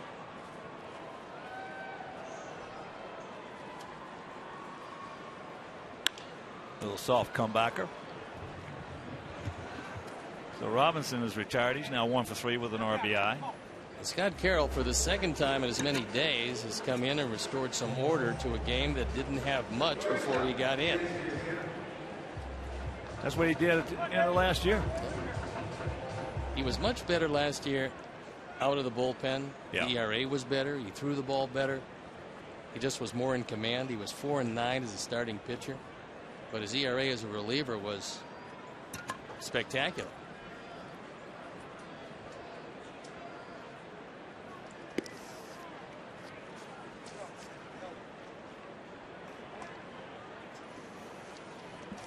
As a reliever, his earned run average was 1.99.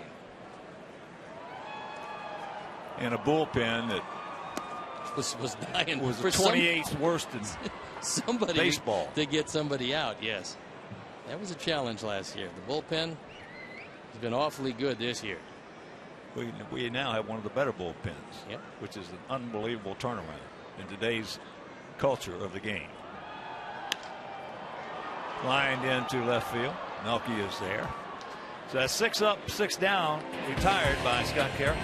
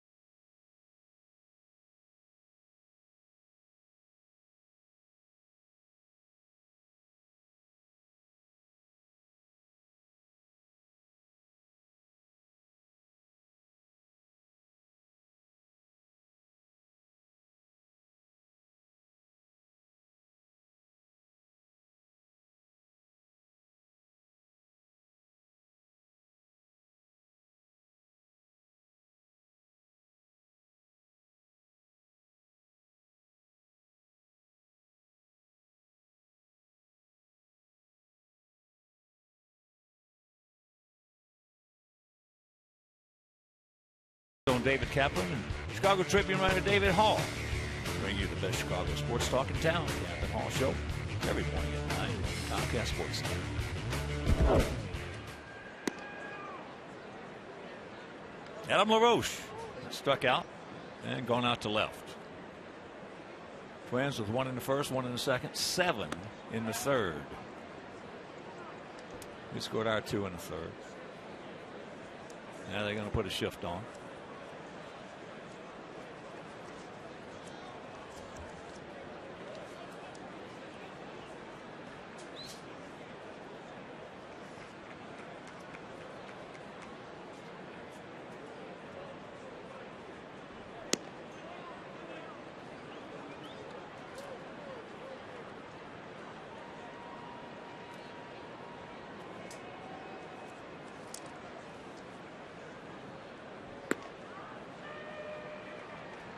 And there's a strike, 3-1.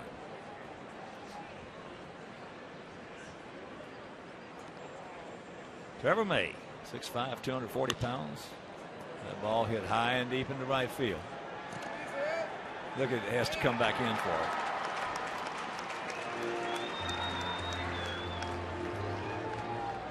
1 out.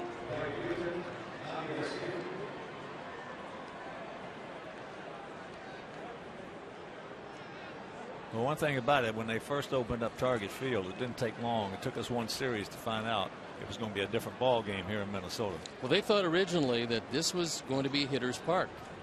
And then when they got here and started playing, they realized that it was absolutely the other way around. It's a wonderful pitcher's park, especially if you got a center fielder who can really go get them, because there's a lot of room in the alleys. But if you're trying to hit the ball out that way, good luck. There's a shot. Nice piece of woodwork right there by Ivy. Torrey quickly gets to it, gets it back in, hits the cutoff man, and the 1-out single. He's now 2 for 3. Ivy's hitting the ball right on the nose, making good solid contact. He gets a high fastball. It was up and away. good solid swings. He's been the real bright spot consistently in this lineup. Not many people are fooling him these days. His average up now to 309 as here is Gillespie. Fly deep to right center. And Maurer made a good play on him. Grounded out 3-1.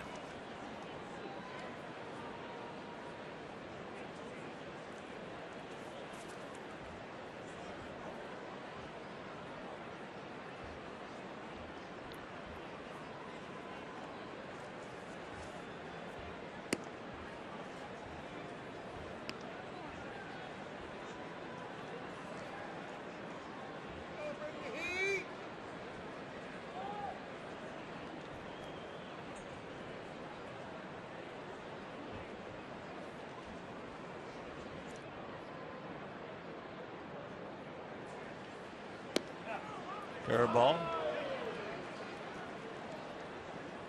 That was a good call by Jim Joyce, because when it settled in the glove of Kurt Suzuki, it probably was in the zone, but it never caught the strike zone as it crossed the plate. You can see on the Honda pitch tracks it was a little wide.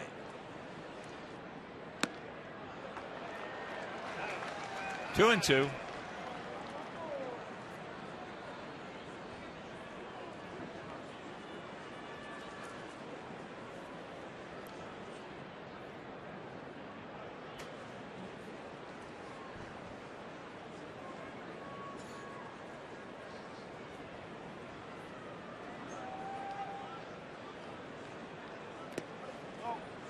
That was a good stop by Suzuki. Yeah, I just saw, I was watching a highlight earlier. Catch made by Mike Trout, bases loaded. Game-saving catch. There's not a better player in the game than Mike Trout. No, and he proves it on a daily basis, because he's an intense player. I've never seen him do anything but hustle. Shot, base hit. Bobby now will pull up. 1 out, 2 on. 10 hits now for us. That'll bring up Tyler.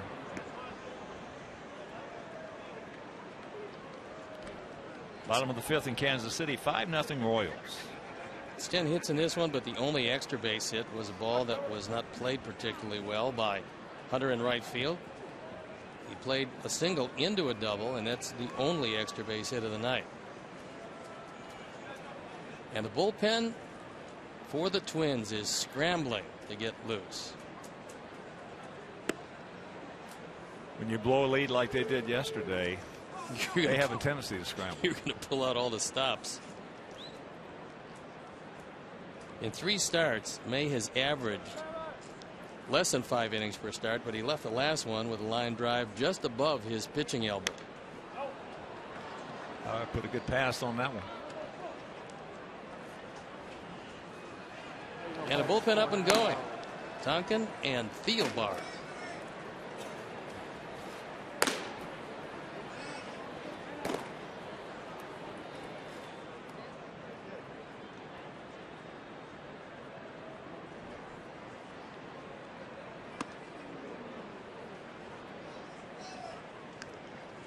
I love this game.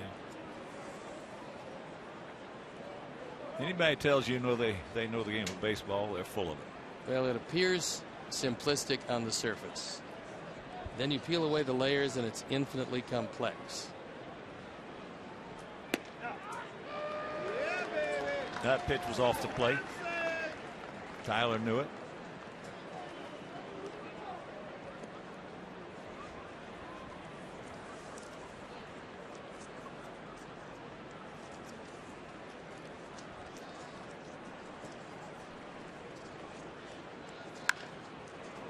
That ball hit well into right field. Torrey back.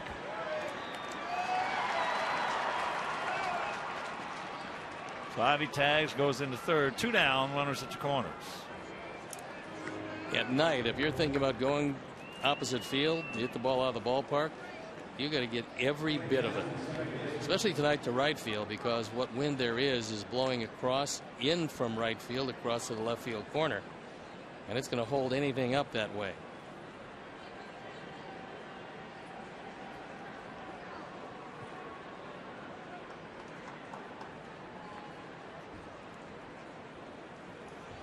Micah is 2 for 2 with a run scored. Curveball came out quickly.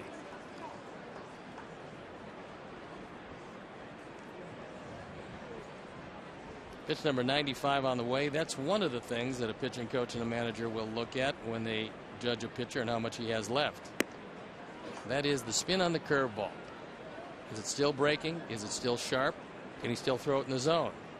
If they see it rolling, that's probably the first tip off that it's time to go to that pen.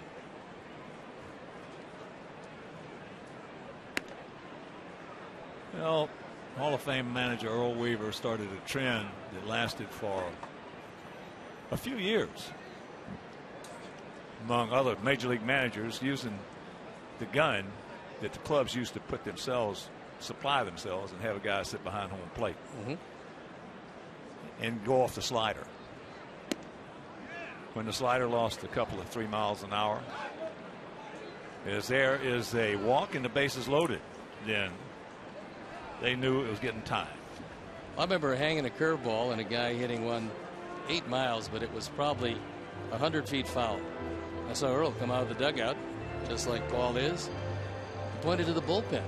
And I said, the ball was foul. He said, yeah, but the next one's not going to be. And he took me out of the game. That's the way he was. Yeah.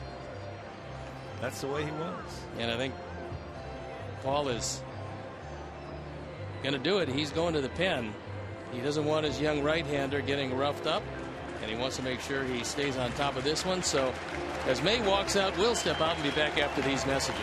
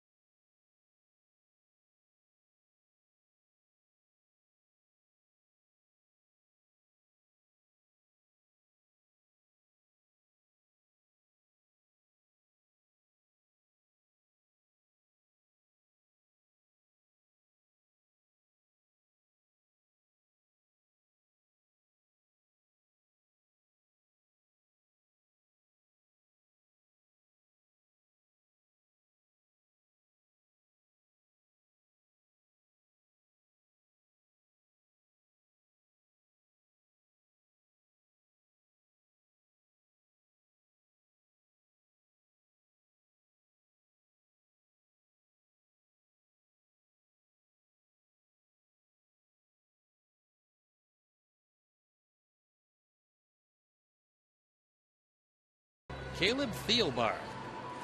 He's on for the 6th time. His ERA, not much to look at. No walks, 3 strikeouts. Right-handers have crushed him. And he inherits the bases loaded, with a chance for the Sox to make things a little less comfortable for Paul Molitor and his Twins, especially when he has to go to that bullpen. So Thielbar, who last year had a pretty good run at it with the Twins, he was 2-1, his ERA 3.40 in 54 games, comes in to try to stem the tide. Sox packed with Sox. 2 down, and Adam Eaton the hitter. Yeah, 1 pitch, and that'll do it. So we have a mild threat, can't do anything with it. Go to the bottom of the 6th, trailing 9-2.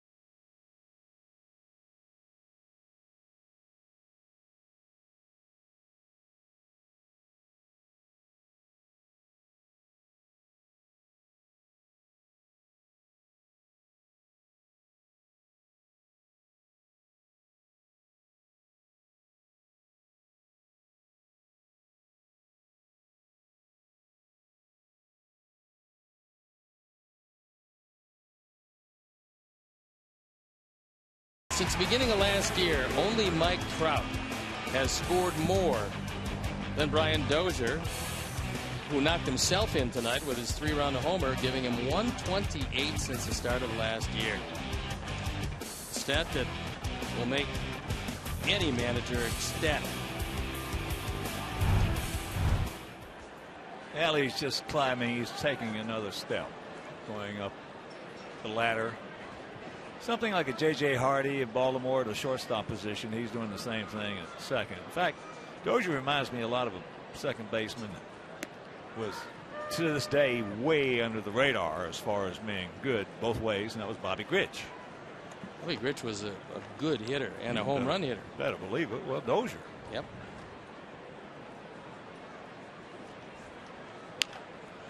Bobby Grich was also a leader.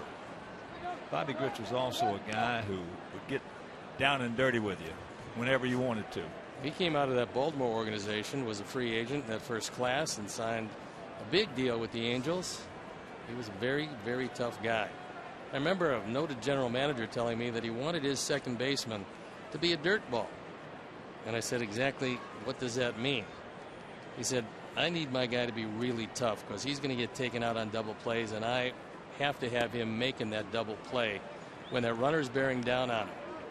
And Grich could do just that, and then he could make you pay at second base on a pickoff attempt by planting a knee right between the collarbone and the neck.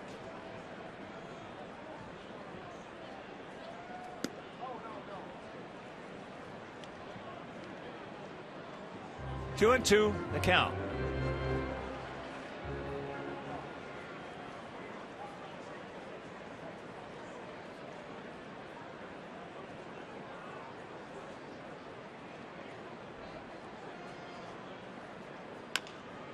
Softly hit. One out.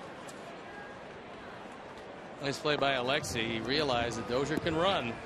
He got to the ball and then put a whole lot on it to beat him at first base by a step.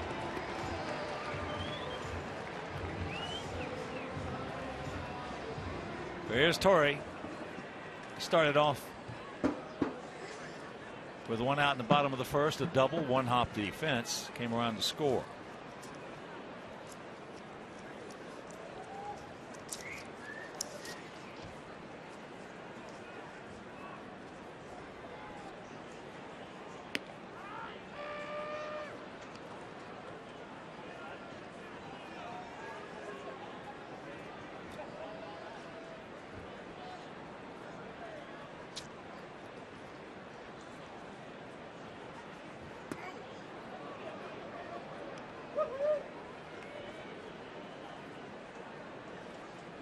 They have 9 runs on 9 hits.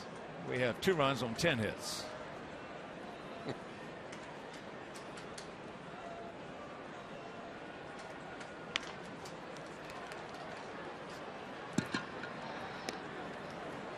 Two down. That is 8 in a row retired by Scott Carroll.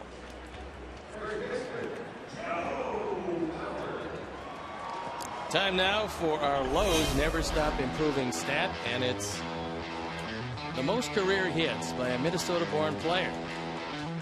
Paul Molitor, Dave Winfield, Kent Herbeck, and Joe Mauer climbing up on that list. Paul Molitor, one of the best fastball hitters to ever play this game. He could turn a 30-30 around.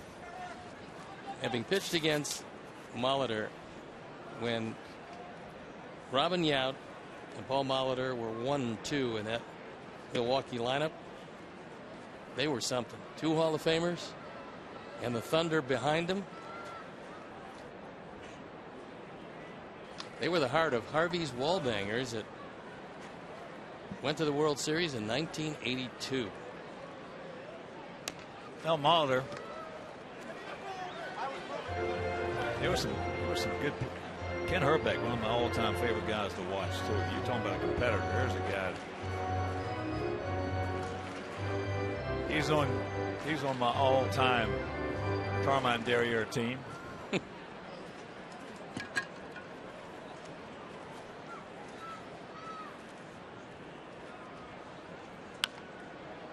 Bauer singled in the first. That was after Chris Sale had him struck out. Jim Joyce, home plate umpire, missed the call. Then he got a base hit. And Hunter scored.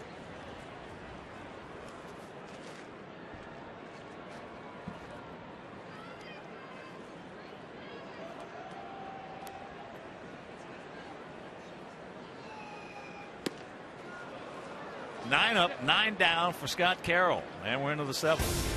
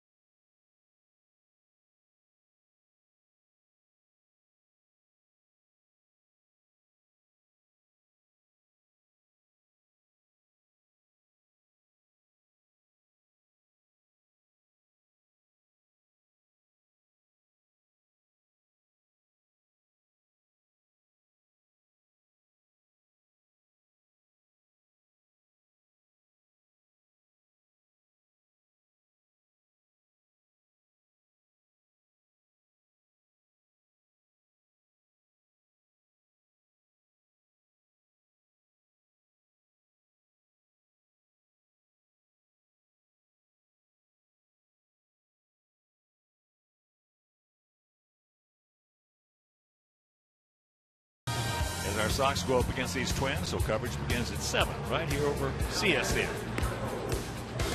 And tomorrow, Jose Quintana against Kyle Gibson. Somewhat hard to believe, but the man you're looking at, Scott Carroll, is the only relief pitcher in the last 2 weeks that's been able to strike out Joe Mauer. That's how well Mauer's been swinging the bat, and that's how good this stuff is tonight for Scott Carroll. He's picked up 5 solid innings in the last 2 games.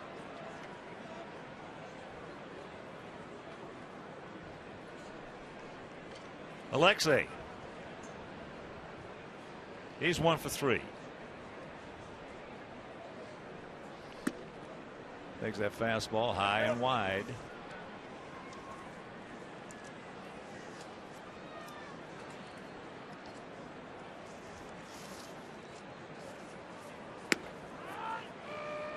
Seattle taking on the hot Houston Astros, tied at 2, bottom of the 7th. Down at the juice box. Houston's been one of the great stories in all of baseball. I mean, that team is doing everything right. They came into play tonight, winners of 6 in a row, leading the division by 4 games. The Angels won their game, so they'll cut it to 3.5. Houston, winners of 9 of their last 10, with a game still pending.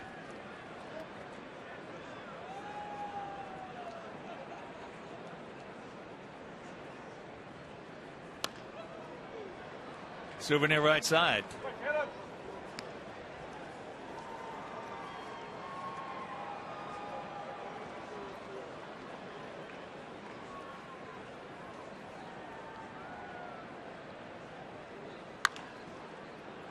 Mauer, backhand, Thielbar.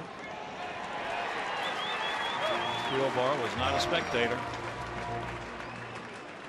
And Mauer, a former All-State quarterback. Showed you pretty good form. If he has to range to his right, he makes good solid throws, getting it to the pitcher in time to let him right his footwork and get the ball and then the bag a couple steps ahead of time. Broke Bobby Bowden's heart. Didn't want to go to Florida State, huh? Oh, he wanted to go if he was going to play football. He was going to Florida State. Kind of made the right decision, I would think. I would think so. Here's Melky 2 for 3 with an RBI. Takes first pitch strike. Toronto beat Cleveland 5-1 at Progressive Field. Cleveland 7-14. Curveball high. Kansas City shutting out the Tigers 8-0. Game at the top of the 8th inning. That behind Danny Duffy. When he's spotting his fastball, he's just about as tough as most left-handers in this league. And if he ever gets that change up where he has a lot of confidence in him, Katie bar the door.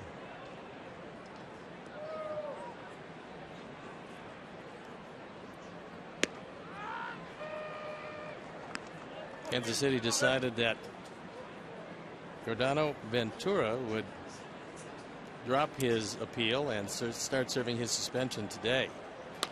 He got 7 games.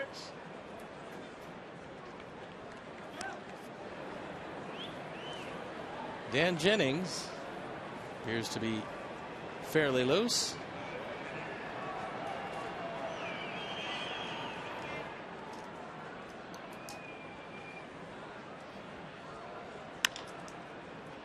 Chopper 2 hopper.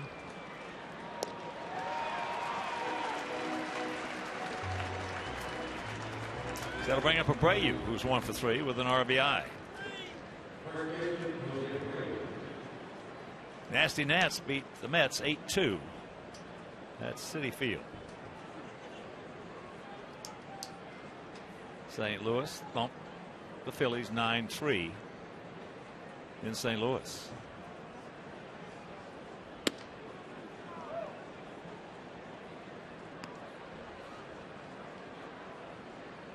Cincinnati beat the Bravos 5-1 down in Georgia.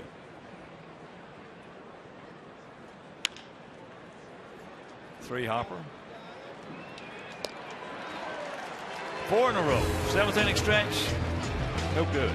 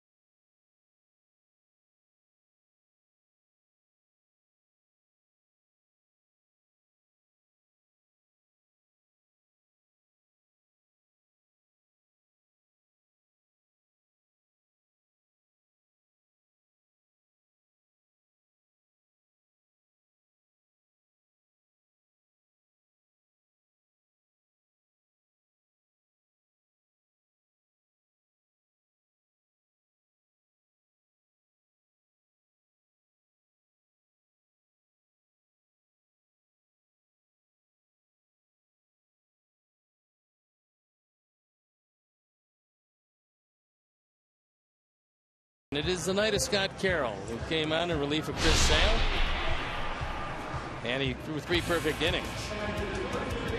This is first strikeout against Eduardo Escobar. This one right back. That was Robinson.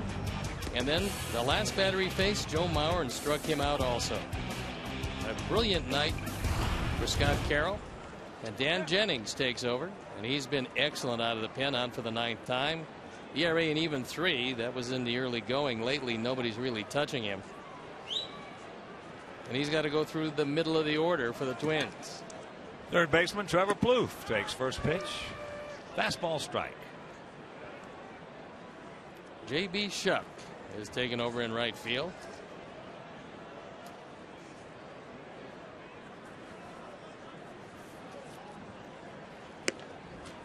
Oh, 0-2 the count.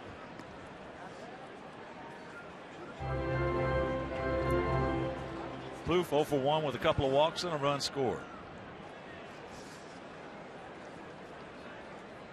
Outfield straight up, spread out, about equidistant.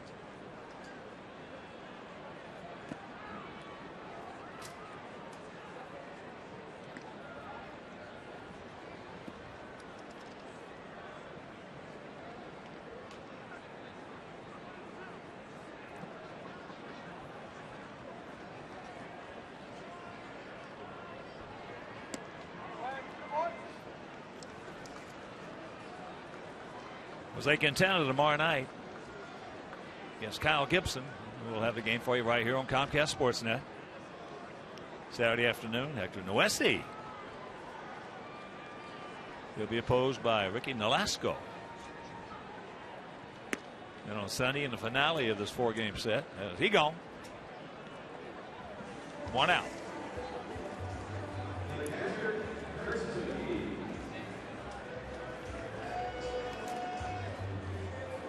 On Sunday, Johnny Danks against Mike Pelfrey. Saturday's game will be over WGN and Sunday's on Comcast Sportsnet. So here's Suzuki 1 for 3 with an RBI and a run scored. There's curveball strike.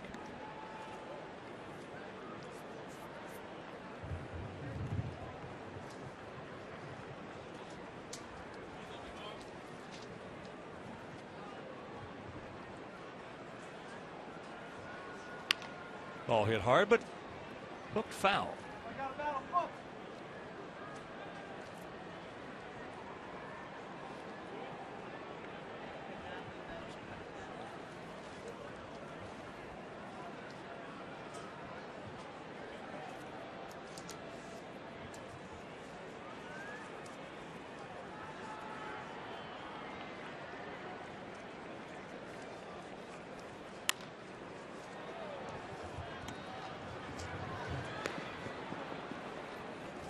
Two down. Commemorate Paul Konerko's 16-year career in a White Sox uniform by pre-ordering a limited edition Paul Konerko Farewell to Our Friend book. This 50-plus page book is available for just $35, with all proceeds benefiting Chicago White Sox charities. For more information, visit whitesoxcharities.org/PKbooks.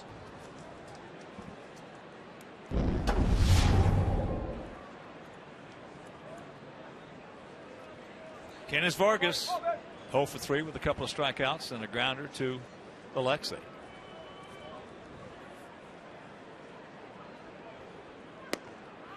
Good breaking ball. Sharp, quick, and located well right at the bottom of the zone.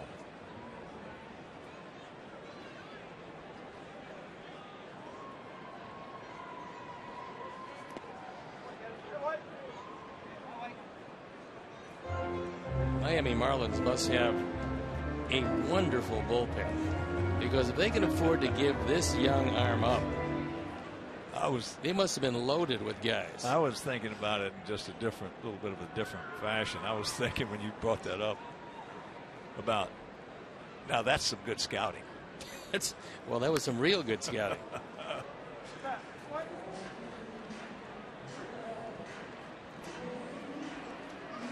On a scale of 1 to 10, I texted a couple guys, one of them being AJ, who's never seen him. He didn't know about him, heard about him.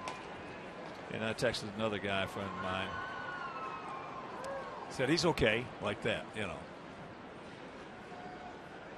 So when we first saw him, I didn't know what to expect.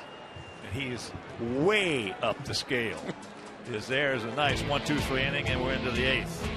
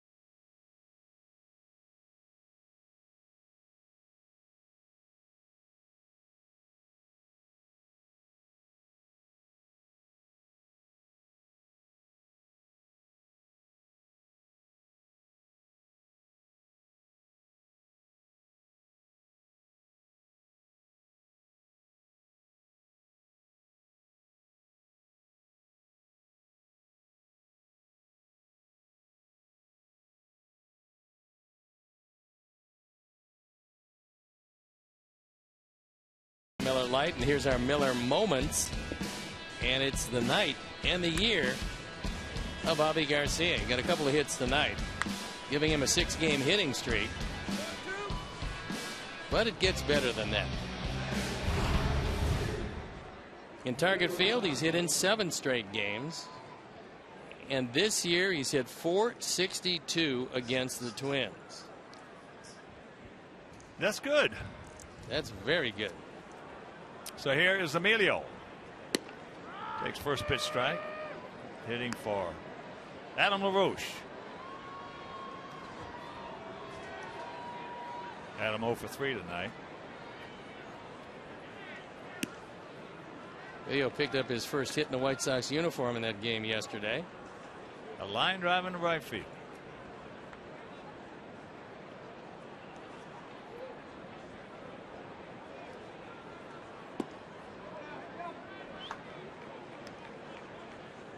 Two and one to count. If you're just tuning in, they scored 1 in the first. It was a gift. Scored 1 in the second. That was a gift. We scored 2 to tie it in the top of the third. And there's his second hit. Right back through the middle. They scored 7 in the bottom of the third. And it was not pretty. Jake Petrichka loosening up in the pen.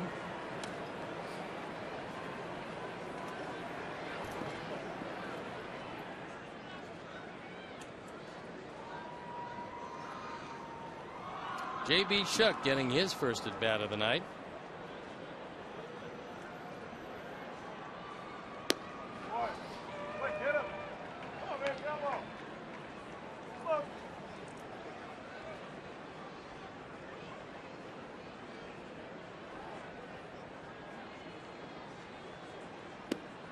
Breaking ball strike.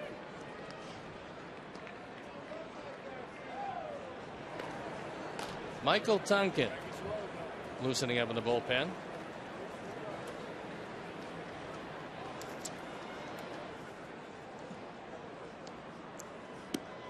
Yes, he did.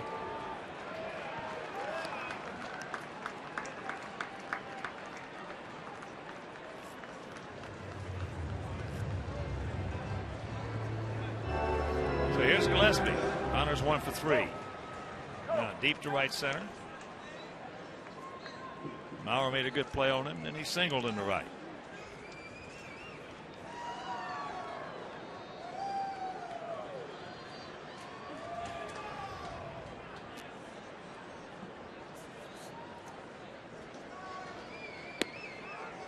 Curveball strike.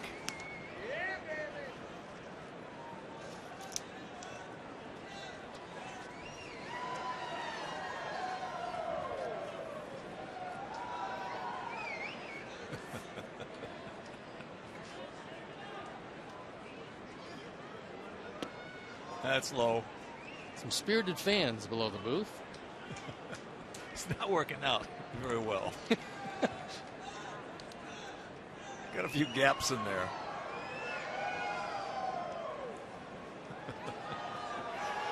Well, they're trying to create the wave. Right now, it's simply a ripple.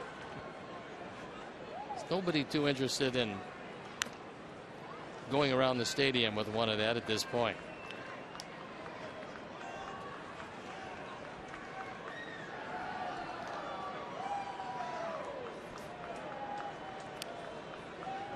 Bottom of the 7th in KC. Still 8-0 Royals over Detroit.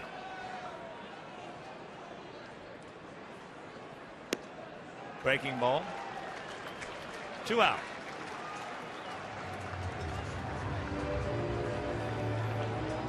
And Paul Molitor wants to go to the bullpen.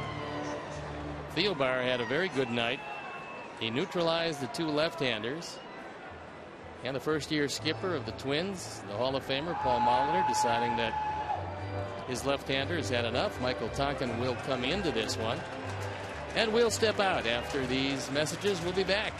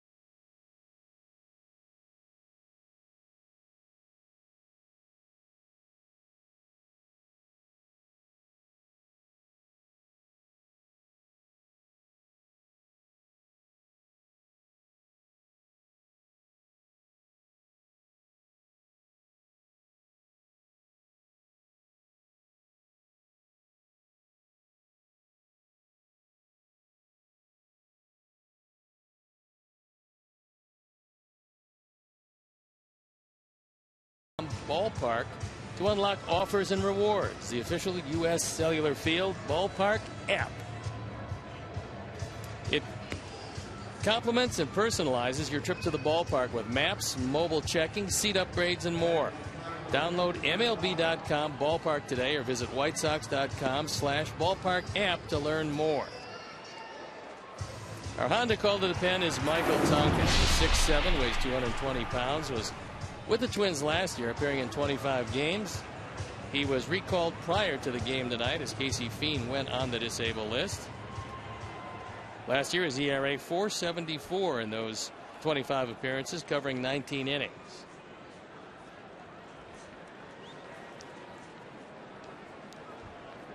Flowers, Micah Johnson, then back to the top of the order. Tyler's 0 for 3 last time. Went out deep to right field. First ball, Hunting pops it up. So one pitch, one out, and we'll go to the bottom of the 8th.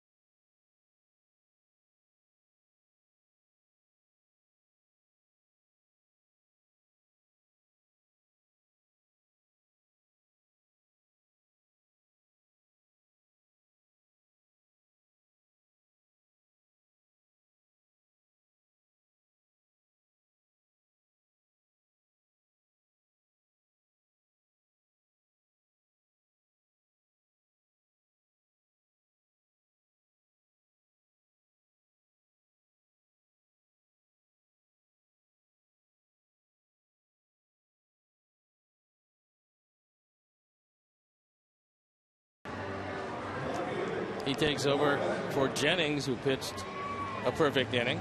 There you look at the numbers, on for the 4th time. ERA 2.25. Talked to Jake. He said he feels 100%. Something he hasn't felt in a while. And when right, as he was a good portion of last year, he's very valuable from the right side out of the bullpen. Well, our bullpen has made a quantum leap from last season. Now it's very much a plus. Oh, yeah. Up and down through that bullpen. So here is Eduardo. Starts it off with a base hit. He's now 2 for 4 with 2 RBIs.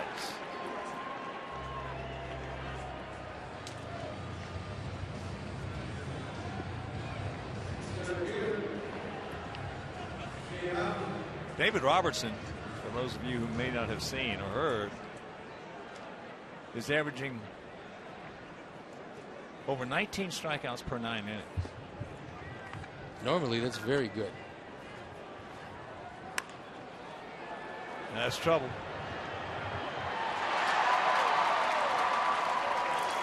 So Shane Robinson, a duck snort. This is his second hit of the night. So he's got a couple of singles, a run scored, a run driven in. Doesn't get too much of this, but drops it into right field. Yeah, record-setting at Florida State, 40-game hitting streak. That's good. Not quite as good as Robin. Robin still got that record.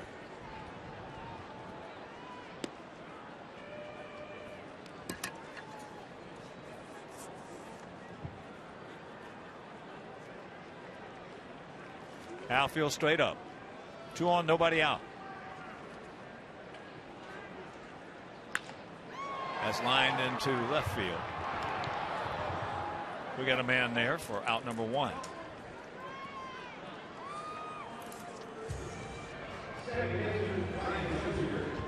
Follow the White Sox all season in 2015 with MLB.com At Bat, the #1 app for live baseball. At Bat is up to the moment at any moment with in-depth highlights, live look-ins, replay previews, radio broadcast, statcast, and more. Get MLB.com At Bat for your smartphone or tablet. Here's Dozier, 2 for 4. With a single and a 3-run homer. Yeah, Robin back in 1987 at Oklahoma State had a 58-game hitting streak.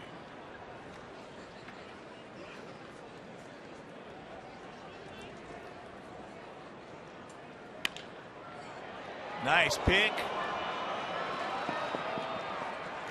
They get the force. Good play by Alexa. Good play, good slide at second base to take away even the thought of a double play. Dozier hits the daylights out of this one. They almost turned it into 2. Got a chance at 2, but you can see Shane Robinson going in very hard. It's a clean slide, something you should be doing. It'll pay dividends in close games. Here it just keeps the inning alive. So here's Chris Herman hitting for Torrey. Torrey got them on the board early as that ball hit hard into deep left center field. Nobody's going to get that. It's going to score a pair. And it's 11-2.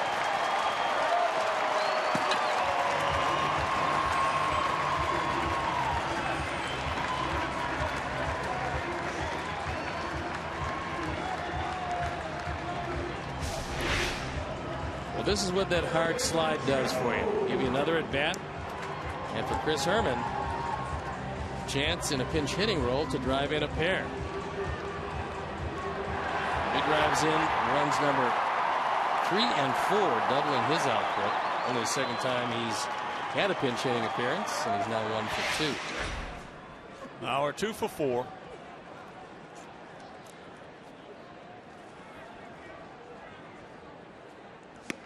And it's too long ago to go over his first base hit.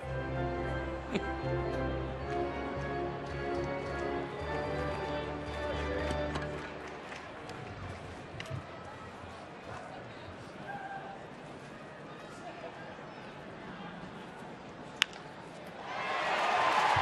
a typical mile hit right there, and it's 12-2.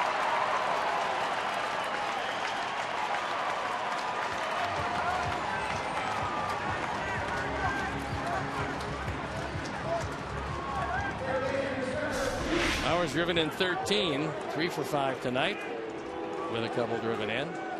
So although he's not hitting the ball out of the ballpark, he's very much a factor driving in runs.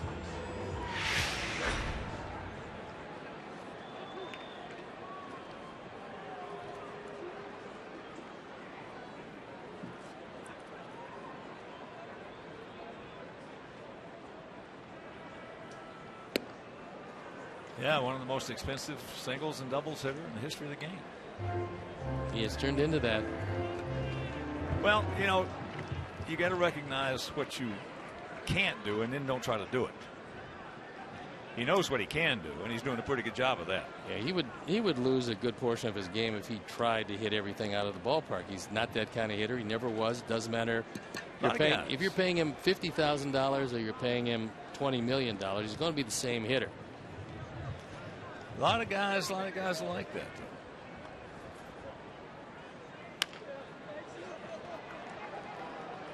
Connor But they come up with 3. We're into the 9th.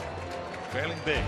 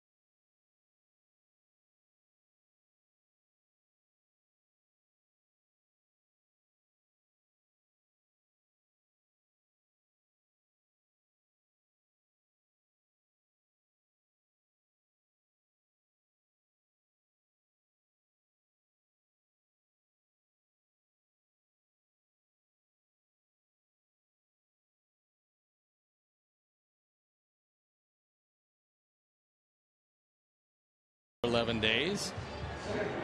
He's on for the 6th time. His ERA 3.86. Bonan's hitting a robust 300 against him. He made his major league debut on opening day as Chris Herman stays in the game to play right field after his 2-run double.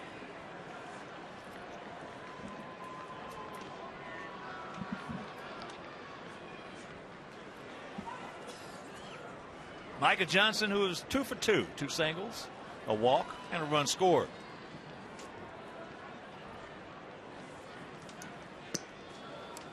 Takes low ball 1.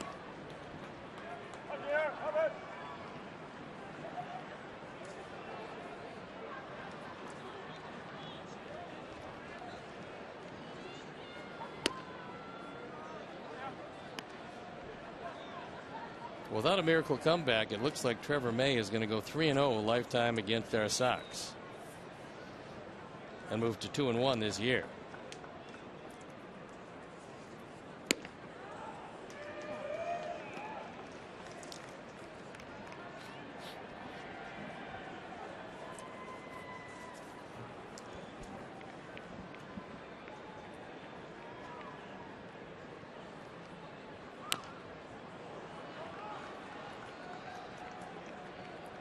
Two balls, 2 strikes to Micah.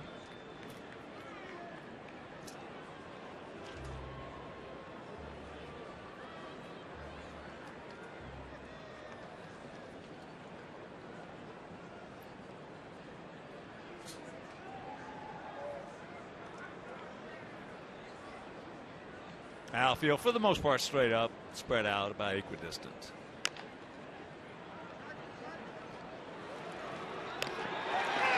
Whoa. I think he was safe at first. Yeah. It was close. Would have kept the perfect night in order, but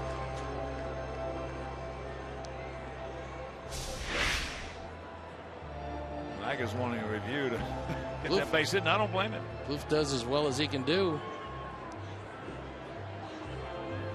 And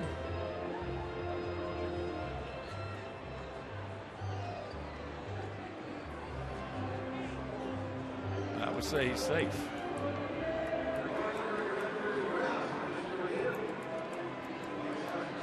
Close. Tie goes to the runner, supposedly.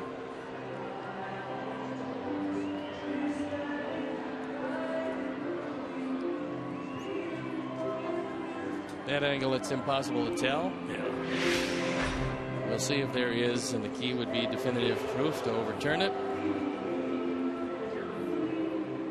But if they do, Micah will go 3 for 3. White Sox challenging the call.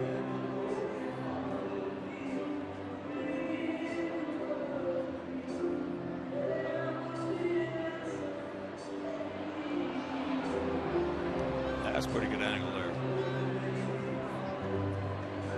Looks like a dead tie. Tie goes to the run. Yeah, should.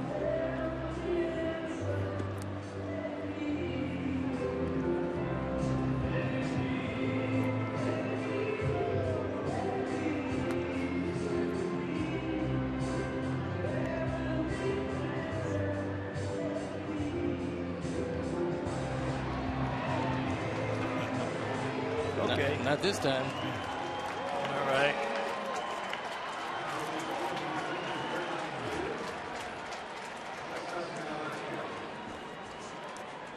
So here's Adam Eaton.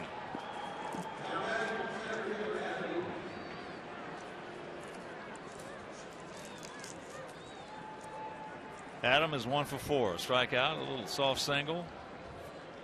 Then twice he is grounded to short.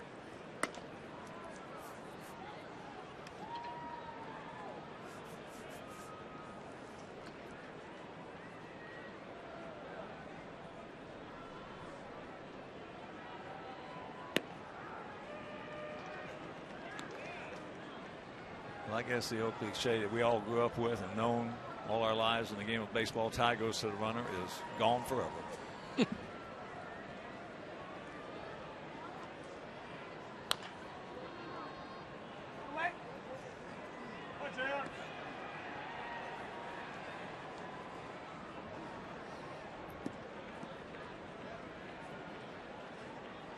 A ball and 2 strikes. 12-2 Minnesota. 1 in the first, 1 in the second, 7 in the third, and 3 in the eighth. 2 down. That one just a perfect pitcher's pitch, low and away. It had the whole plate, and 1 out left.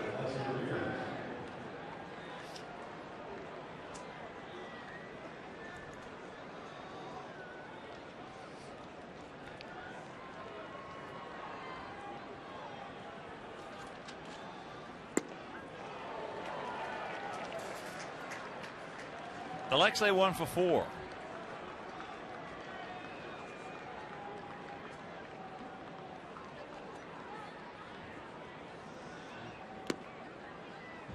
Minnesota, some real good defense in the first inning, kept 2 runs off the board. That was a great throw by Shane Robinson from center field to cut down Ramirez at the plate. And a terrific play by Dozier at second to rob Abreu of a base hit and cost him a run, as there is a shot into the gap.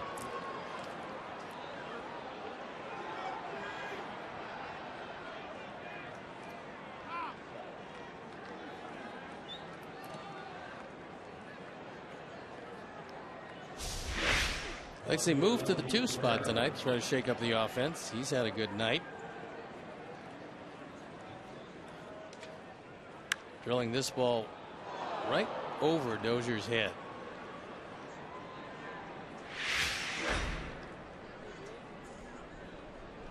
And it gives Melky a chance. He's 2 for 4 with an RBI.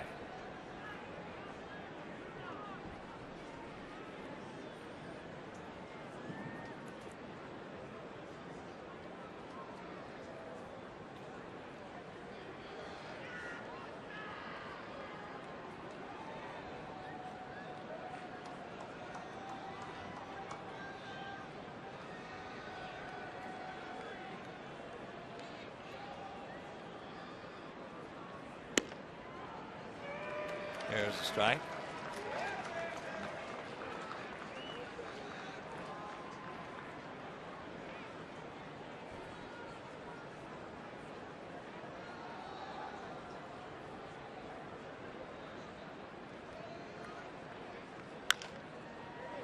And this ball game is over.